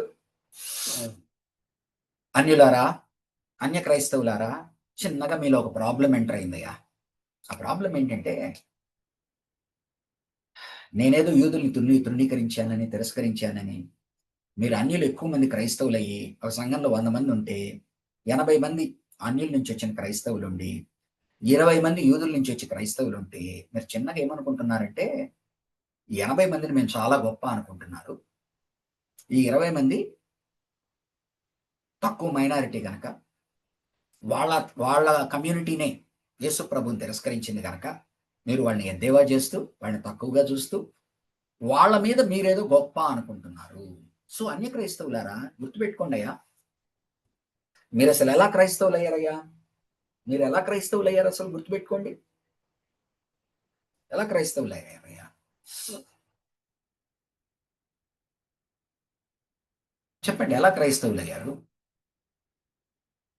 ప్రభువుని నమ్ముకున్నట్టు ద్వారానే కదా. వారెందుకు ఇప్పుడు క్రైస్తవులు కాలేదు? ప్రభువుని నమ్ముకోకపోవటం ద్వారానే కదా. సో మీరెవరు నాకు? నేను 2000 ఏళ్ళు అబ్రహాము మొదలుకొని యేసు ప్రభు వరకు 2000 ఏళ్ళు ఒక మంచి చెట్టును పెంచాను, ఒలివి చెట్టును. దానికి సారవంతంగా ఎరువేశాను. దాని రూట్ ఎవరండి? అబ్రహాం. దాని రూట్ ఎవరు? పితరులు. వారి విశ్వాసము. ఏం చేశాను నేను? వారికి మంచి పోషణ కలిగించాను. వారికి ఒక సంస్కారం నేర్పించాను, సంస్కృతి నేర్పించాను. దేవుడు అంటే ఏంటో వారికి ధర్మశాస్త్రం ద్వారా నేర్పించాను. దేవుని భయభక్తులు నేర్పించాను. వాళ్ళని నేను అందముగా చక్కటి ఆలివ్ ట్రీగా కల్టివేట్ చేశాను. ఒకానొకనాడు ఏం జరిగింది? ప్రభు వచ్చినప్పుడు వారు నమ్మలా. ఎవరు నమ్మలేదు? అందరు నమ్మలేదా? లేదు కదా. రూట్ నమ్మింది కదా, అబ్రహాం నమ్మాడు కదా, ఈ మొత్తున్నది కదా. ఎవరెవరైతే పాత నిబంధనలో ఎవరెవరైతే విశ్వాసాలు రెమనెంట్ అంటే ఆ యొక్క దీనితో బలమైన విశ్వాసాలతో కదా. ఇప్పుడు కొన్ని కొమ్మలు ఈ యూదా జనాంగము ఇజ్రాయేలు అనేటువంటి చెట్టులో నుంచి వచ్చిన కొన్ని కొమ్మలు నా మాట వినట్ల, యేసు ప్రభువుని రక్షకుడిగా అంగీకరించట్ల. కాబట్టి నేనేం చేశాను? ఆ కొమ్మల్ని నరికి పక్కన పడేశాను. ఎందుకు పడేశాను పక్కన? వారు ఒకటి యేసు ప్రభువు నమ్మలా, రెండవది వారు అవిధేయత చూపారు. నా మాటకి డిసొబీడియన్స్, అవిశ్వాసము, అవిధేయత చూపారు. కాబట్టి వాళ్ళని కొట్టాను. ఓకేనయ్యా అన్యులరా, మీరు ఇప్పుడు ఈ చెట్టు మీదకి చేరారు, వచ్చి పక్షుల్లాగా వాలారు. మీరే కొమ్మలయ్యా? మీరే కొమ్మలు? సంస్కారం లేక, సంస్కృతి లేక, దేవతలను పూజిస్తూ, నానా రకమైన క్షుద్ర శక్తుల్ని పూజిస్తూ, దేవుడు అంటే తెలియదు, దయ్యాన్ని వెంబడించి, సంస్కారం లేదు, సంస్కృతి లేదు, ఎక్కడి నుంచి పడితే అక్కడ రిఫ్రాఫ్గా ఉన్న వాళ్ళని అరే ప్రభువుని నమ్ముకున్నారు కదా అని చెప్పి మమ్మల్ని తెచ్చి ఇక్కడ అతకబెడితే, ఈరోజు మీరేం చేస్తున్నారు? ఈ కింద రూటు, ఈ కింద చెట్టు ఉంది కదా, దానికన్నా ముందు వచ్చిన అదేదో అంటారు చూడండి, వెనకొచ్చిన లేదా వెనకొచ్చింది ముందు వచ్చింది దాన్ని వెక్కిరిచ్చిందంట ఓ సామెత. అట్లా మీరు తర్వాత వచ్చారు, వచ్చి ముందర దాన్నంతా మీరు వెక్కిరిస్తున్నారు. కాబట్టి పిల్లలారా గుర్తుపెట్టుకోండి, మీరు ఈ చెట్టుకు అసలు ఈ చెట్టులో న్యాచురల్ గా అతకగట్టి మామూలుగా అయితే చెడ్డ కొమ్మను తీసుకొచ్చి దీంట్లో గనక వేస్తే అది హార్టికల్చర్కి అగెన్స్ట్. కానీ నేను ఆ పని చేశాను, ఎందుకంటే దేవుడు నేను చేస్తున్నాను. మీరు ఇప్పుడు ఏం చేస్తున్నారు? దీన్ని హెచ్చించుకుంటున్నారు. కాబట్టి గుర్తుపెట్టుకోండి, ఈ చెట్టులో ఆ కొమ్మల్ని ఆ కొమ్మల్ని మళ్ళీ తిరిగి కట్టడం ఈజీనా, మిమ్మల్ని దీంట్లో కట్టడము ఈజీనా? మీరే దీంట్లో ఇప్పుడు వచ్చి దీనిలోని సారమంతా తీసుకొని అనుభవిస్తూ ఆనందిస్తుంటే అవి న్యాచురల్ బ్రాంచెస్. వాటిని ఏముంది, ఈజీగా దగ్గరికి దగ్గర మ్యాగ్నెట్ లాగా అతుక్కుంటాయి. మిమ్మల్ని బయట నుంచి తీసుకొచ్చి అక్కడ వేసి బట్ట చుట్టి 4 రోజులకోసారి అది ఓపెన్ చేసి పెరిగిందా లేదా చూసి దానికి అక్కడ ఏమేయాలన్నది వేసి చిన్నగా మిమ్మల్ని అతకబెట్టాలి. వాళ్ళనేంటి, ఆ కొమ్మని తీసుకురాగానే ఈ యొక్క మొద్దులోకి టక్కన అతుక్కుంటాయి. ఎందుకని అవి న్యాచురల్ బ్రాంచెస్. కాబట్టి మీరు చాలా ఓవర్ యాక్షన్ చేస్తూ ఉన్నారు. మీ గురించి మీకు అసెస్మెంట్ అంతా రాంగ్. కాబట్టి గుర్తుపెట్టుకోండి అయ్యా, వాళ్ళు దేనికి నరికివేయబడ్డారు? అవిశ్వాసము, అవిధేయత. మీరు దేనికి చేర్చబడ్డారు? విశ్వాసము, విధేయత. ఈరోజు కానీ మీలో ఏమి స్టార్ట్ అయినది? అహము అనేది స్టార్ట్ అయింది. అది అహంకారానికి దారితీస్తా ఉన్నది. కాబట్టి జాగ్రత్తగా ఉండండి అన్య క్రైస్తవులారా. మీరు వెళ్తున్న ధోరణి, మాట్లాడుతున్న ధోరణి రాంగ్. కాబట్టి మీరు దేని వలన దీంట్లో ఉన్నారో గుర్తుపెట్టుకొని ఆ విశ్వాసము, విధేయత ద్వారా ఉన్నారు కనుక ఆ విశ్వాసం యందు విధేయత ద్వారా చూద్దాం. విల్ క్లోజ్ ఎట్ 9 అండి. 22nd verse. ఓకే, 17 నుంచి చూద్దాం. Is some of the branches have been broken off, and you అంటే Gentiles, though a wild olive shoot, have been grafted in among the others, and now share in the nourishing sap from the olive root. ఆ root ఎవరని ముందర చెప్తాడు. They are holy, they are the patriarchal ఇదనమాట. 18 verse. Do not boast over those branches. ఏ branches ని? ఏదైతే తుంచబడ్డాయో. If you do, ఒకవేళ అలా కనుక మిమ్మల్ని మీరు హెచ్చించుకుంటే, ప్రగల్భాలు పలికితే, consider this. You do not support the route. ఎక్కడైనా తెలుసు కదయ్యా, రూట్ బ్రాంచ్ని సపోర్ట్ చేస్తుందా, బ్రాంచ్ రూట్ని సపోర్ట్ చేస్తుందా? But the route supports you. ఆ రూట్ ఏంటి? The heritage which has emanated from Abraham's faith and the patriarch's faith and cultivated and nurtured by God's word, which is Old Testament. Okay, but the root supports you. You will say then, నువ్వేమంటావంటే, అబ్బా భలే ఉందయ్యా నా argument విను, branches were broken off so that I could be grafted in. వీళ్ళు ఏమనుకుంటున్నారు, వాటిని ఎందుకు దుంచావంటే మమ్మల్ని యాడ్ చేయడానికి. No no no no, granted. ఓకేనాయా, నీ వాదనే ఒప్పుకుందాం. But they were broken off because of unbelief. Number 1 అవిశ్వాసము. And you stand by faith. వాళ్ళు అవిశ్వాసం ద్వారా తుంచబడ్డారు, నువ్వు విశ్వాసం ద్వారా జోడింపబడి ఉన్నావు. So do not be arrogant but B afraid. భయపడు. For if God did not spare the natural branches, he will not spare you either. ఎప్పుడు నీలో అవిశ్వాసము, వారిలో అవిశ్వాసాన్ని బట్టి తుంచాడు. నీలో ఇప్పుడు ఏం జరుగుతుంది? అవిశ్వాసము, వాళ్ళు డిసొబీడియంట్ కొన్నారు. నెక్స్ట్ వచనాల్లో అవిధేయత. దాన్ని బట్టి నీకేమొచ్చింది? నువ్వు యాక్చువల్లీ విశ్వాసంతో విధేయతతో జతగా చేయబడ్డావు. కానీ నీలో 3వ యాక్టివిటీ ఒకటి వచ్చింది, అహము అనేది పైకి వచ్చింది. అహం చిన్నగా ఎక్కడికి దారితీస్తా ఉంది? అహంకారానికి దారితీస్తా ఉంది. వాళ్ళని చిన్న చూపు చూడడం అహము, నీ లోపల నువ్వు అనుకునేది. అహంకారం ఏంటి? దాన్ని ఇంకొకరి మీద చూపించి అందరికి కనిపించేటట్టు నువ్వు కొన్ని మాటల ద్వారా, క్రియల ద్వారా చేసి. Consider therefore the kindness and sternness of God. దేవుని యొక్క దయను ఆలోచించు, దేవుని యొక్క గట్టిత అంటే ఆ యొక్క చెడ్డగా ఉండే స్టర్న్నెస్ ఆలోచించు, అంటే డిసిప్లిన్. స్టర్న్నెస్ టు దోస్ హు ఫెల్. ఎవరి మీద ఆయన బడిత జుడిపిస్తాడు? ఎవరైతే అవిశ్వాసంలో ఉండకుండా పడిపోతారో వారికి. బట్ కైండ్నెస్ టు యూ, నీ మీద దయ చూపించాడు. ఎందుకని? విశ్వాసాన్ని బట్టి. Otherwise you will also be cut off, provided that you continue in his kindness. కాబట్టి ఆయన నీ ఎటులో ఏ దయా కృప చూపించాడో దాని యందు నువ్వు నిలకడగా ఉండి ముందుకు సాగాలి. Otherwise you also will be cut off. లేని ఎడల నీవు కూడా ఈజీగా కట్ చేసేస్తాడు. And if they do not persist in unbelief, నీ బిలీఫ్ గురించి మాట్లాడాను, ఇప్పుడు వాళ్ళ అన్బిలీఫ్ గురించి మాట్లాడుతున్నాను. వాళ్ళ అన్బిలీఫ్ వల్ల కదా కట్ ఆఫ్ అయింది. ఇప్పుడు వాళ్ళు గనక అవిశ్వాసం ద్వారా కట్ చేయబడ్డాడు. వాళ్ళు కనుక ఒకవేళ కనుక ఆ అవిశ్వాసంలోంచి బయటికి వస్తే, if they do not persist in unbelief, they to for God is able to unbelieve, they will be grafted in, for God is able to grant them in again. వాళ్ళు ఎప్పుడైతే మొమెంట్ అవిశ్వాసాన్ని వదులుతారో, అవిధేయతను వదులుతారో, ఇమ్మీడియట్ గా ఆయన job చేస్తారు. ఎందుకని? దేవునికి అసాధ్యమైంది ఏమీ లేదు. After all, if you are cut out of an olive tree that is wild by nature and contrary to nature were grafted into a cultivated olive tree, how much more readily will these, the natural branches, be grafted into their own olive tree?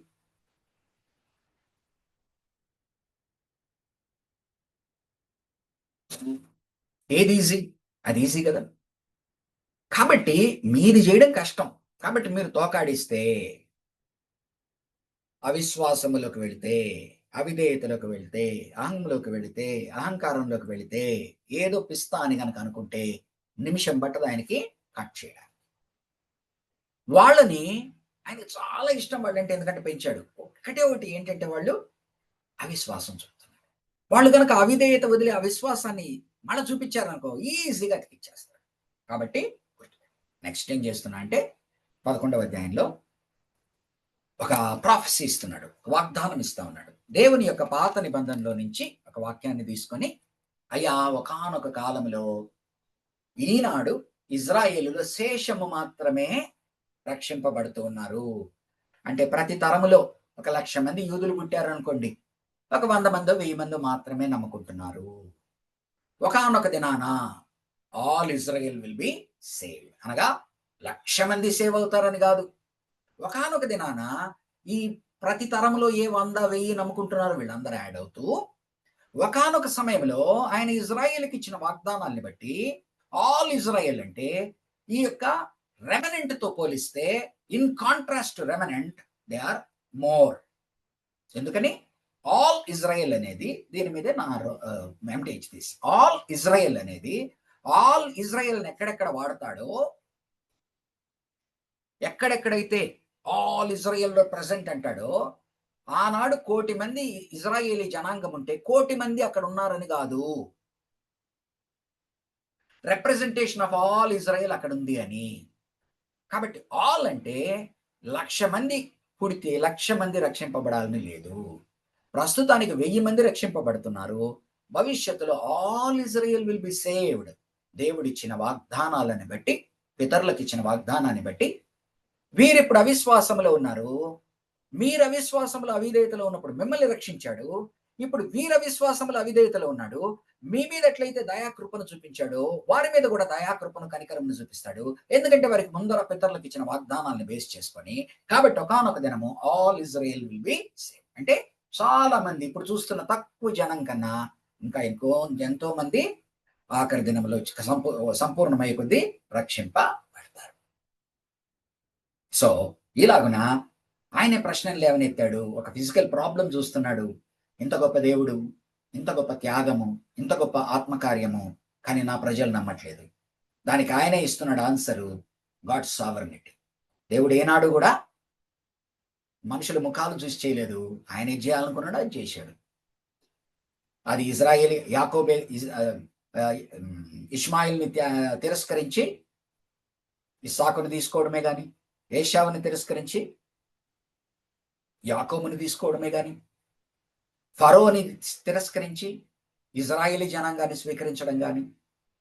So ఆయన ఉగ్రతా పాత్రలు ఒకనాడు, అంటే ఆయన ఆశీర్వాదం లేని పాత్రలు అని first start చేస్తాను. ఆయన ఆశీర్వాదం తక్కువ ఆశీర్వాదాల పాత్రలు ఇష్మాయేలు, ఆయన తక్కువ ఆశీర్వాదాల పాత్రలు ఏషావు, ఆయన ఉగ్రతా పాత్రలు ఫరో, ఆయన ఫరో ఐగుప్తీయులు. మీరెవరు? ఇస్సాకు దయతో, ఆయన వెజల్ ఆఫ్ మెర్సీ, దయతో ఎన్నుకున్నవాడు. యాకోబు దయతో ఎన్నుకున్నవాడు. ఈ 12 దగ్గర నుంచి వచ్చిన ఇజ్రాయేలు, సోకాల్డ్ ఇజ్రాయేలు జనాంగము ఆ యొక్క దయతో కూడిన, ఆయన దయకు పాత్రులైన పాత్రలు. కాబట్టి ఆయన ఎప్పుడు కూడా ఆయన ఇష్టం కొద్దీ ఆయన చూస్ చేసుకుంటున్నాడు. ఈనాడు కూడా అదే జరుగుతా ఉంది. ఈనాడు కూడా అదే. ఓకే, చాలా కష్టంగా ఉందా మీకు నా మాటలు వినడం? 10వ అధ్యాయానికి వద్దాం. 10వ అధ్యాయంలో మీ సంగతి ఏంటి? నీకు ఎన్ని ఇచ్చానయ్యా? తక్కువ చేశానా? ప్రభువుకు మార్గం చూపించడానికి మిమ్మల్ని ఎంత ఎన్నుకుని ఎన్ని చేస్తే, చేతులు జాచి పిలుస్తా ఉంటే, ధర్మశాస్త్రాన్ని ఇచ్చి ఇలాగ ఉండండి అంటే, ఆఖరికి ధర్మశాస్త్రాన్ని పట్టుకుని ధర్మశాస్త్రాన్ని వెంబడించే దాంట్లో ఆ స్టాండర్డ్కి మీరు ఫెయిల్ అయ్యారు. దాన్ని కూడా అందుకోలేకపోయారు. ఇంకా నిత్య జీవాన్ని అందుకుంటారు. ప్రభువుని పంపించాను.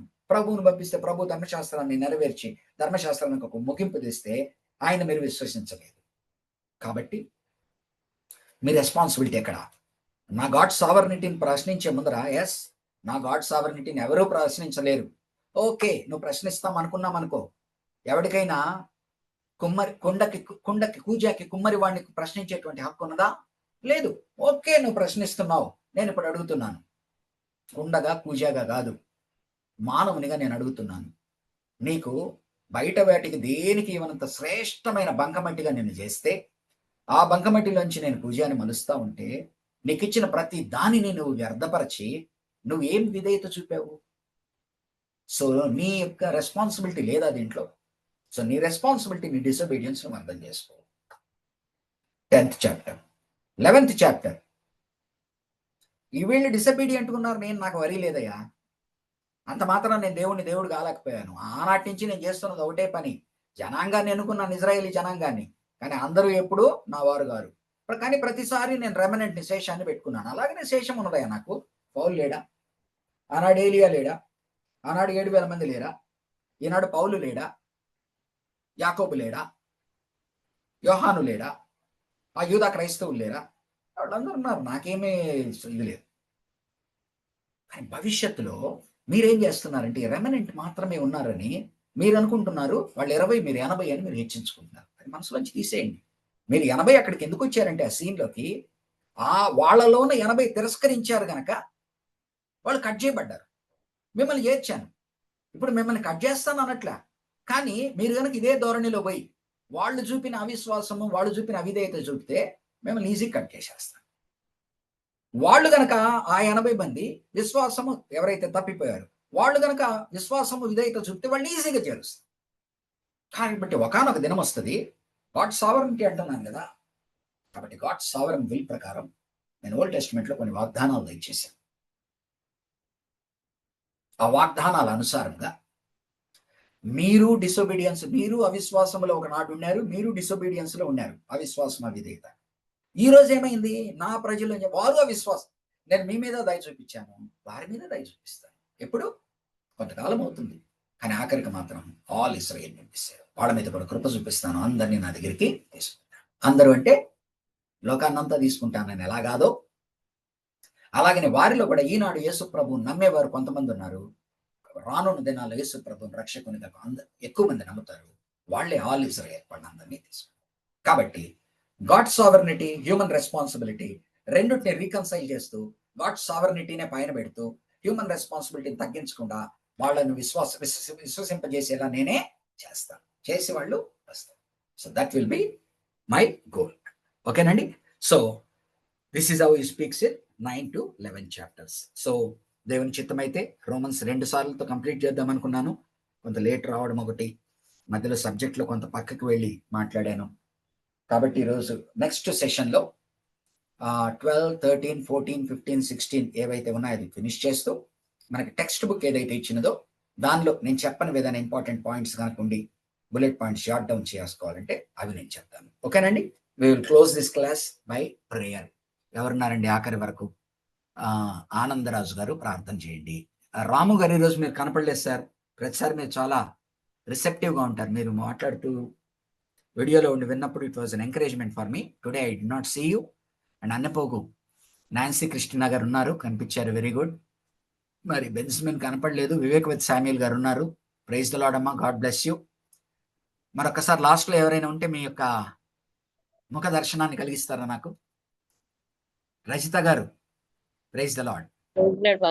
నేను ఉన్నానండి క్లాస్ వింటున్నాను. Very good.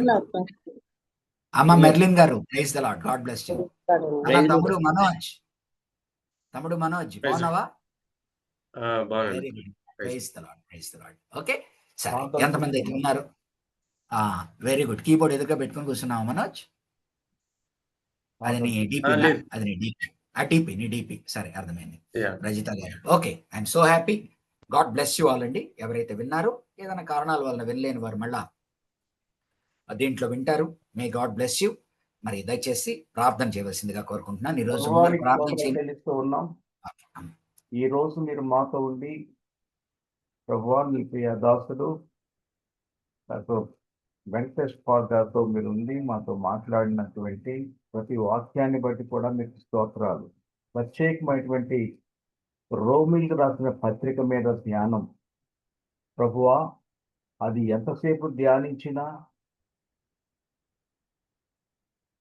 ప్రభువా మరి ఇంకనూ ధ్యానించాలనేటువంటి జిజ్ఞాస కలిగించేటువంటి సబ్జెక్ట్గా ఉన్నది.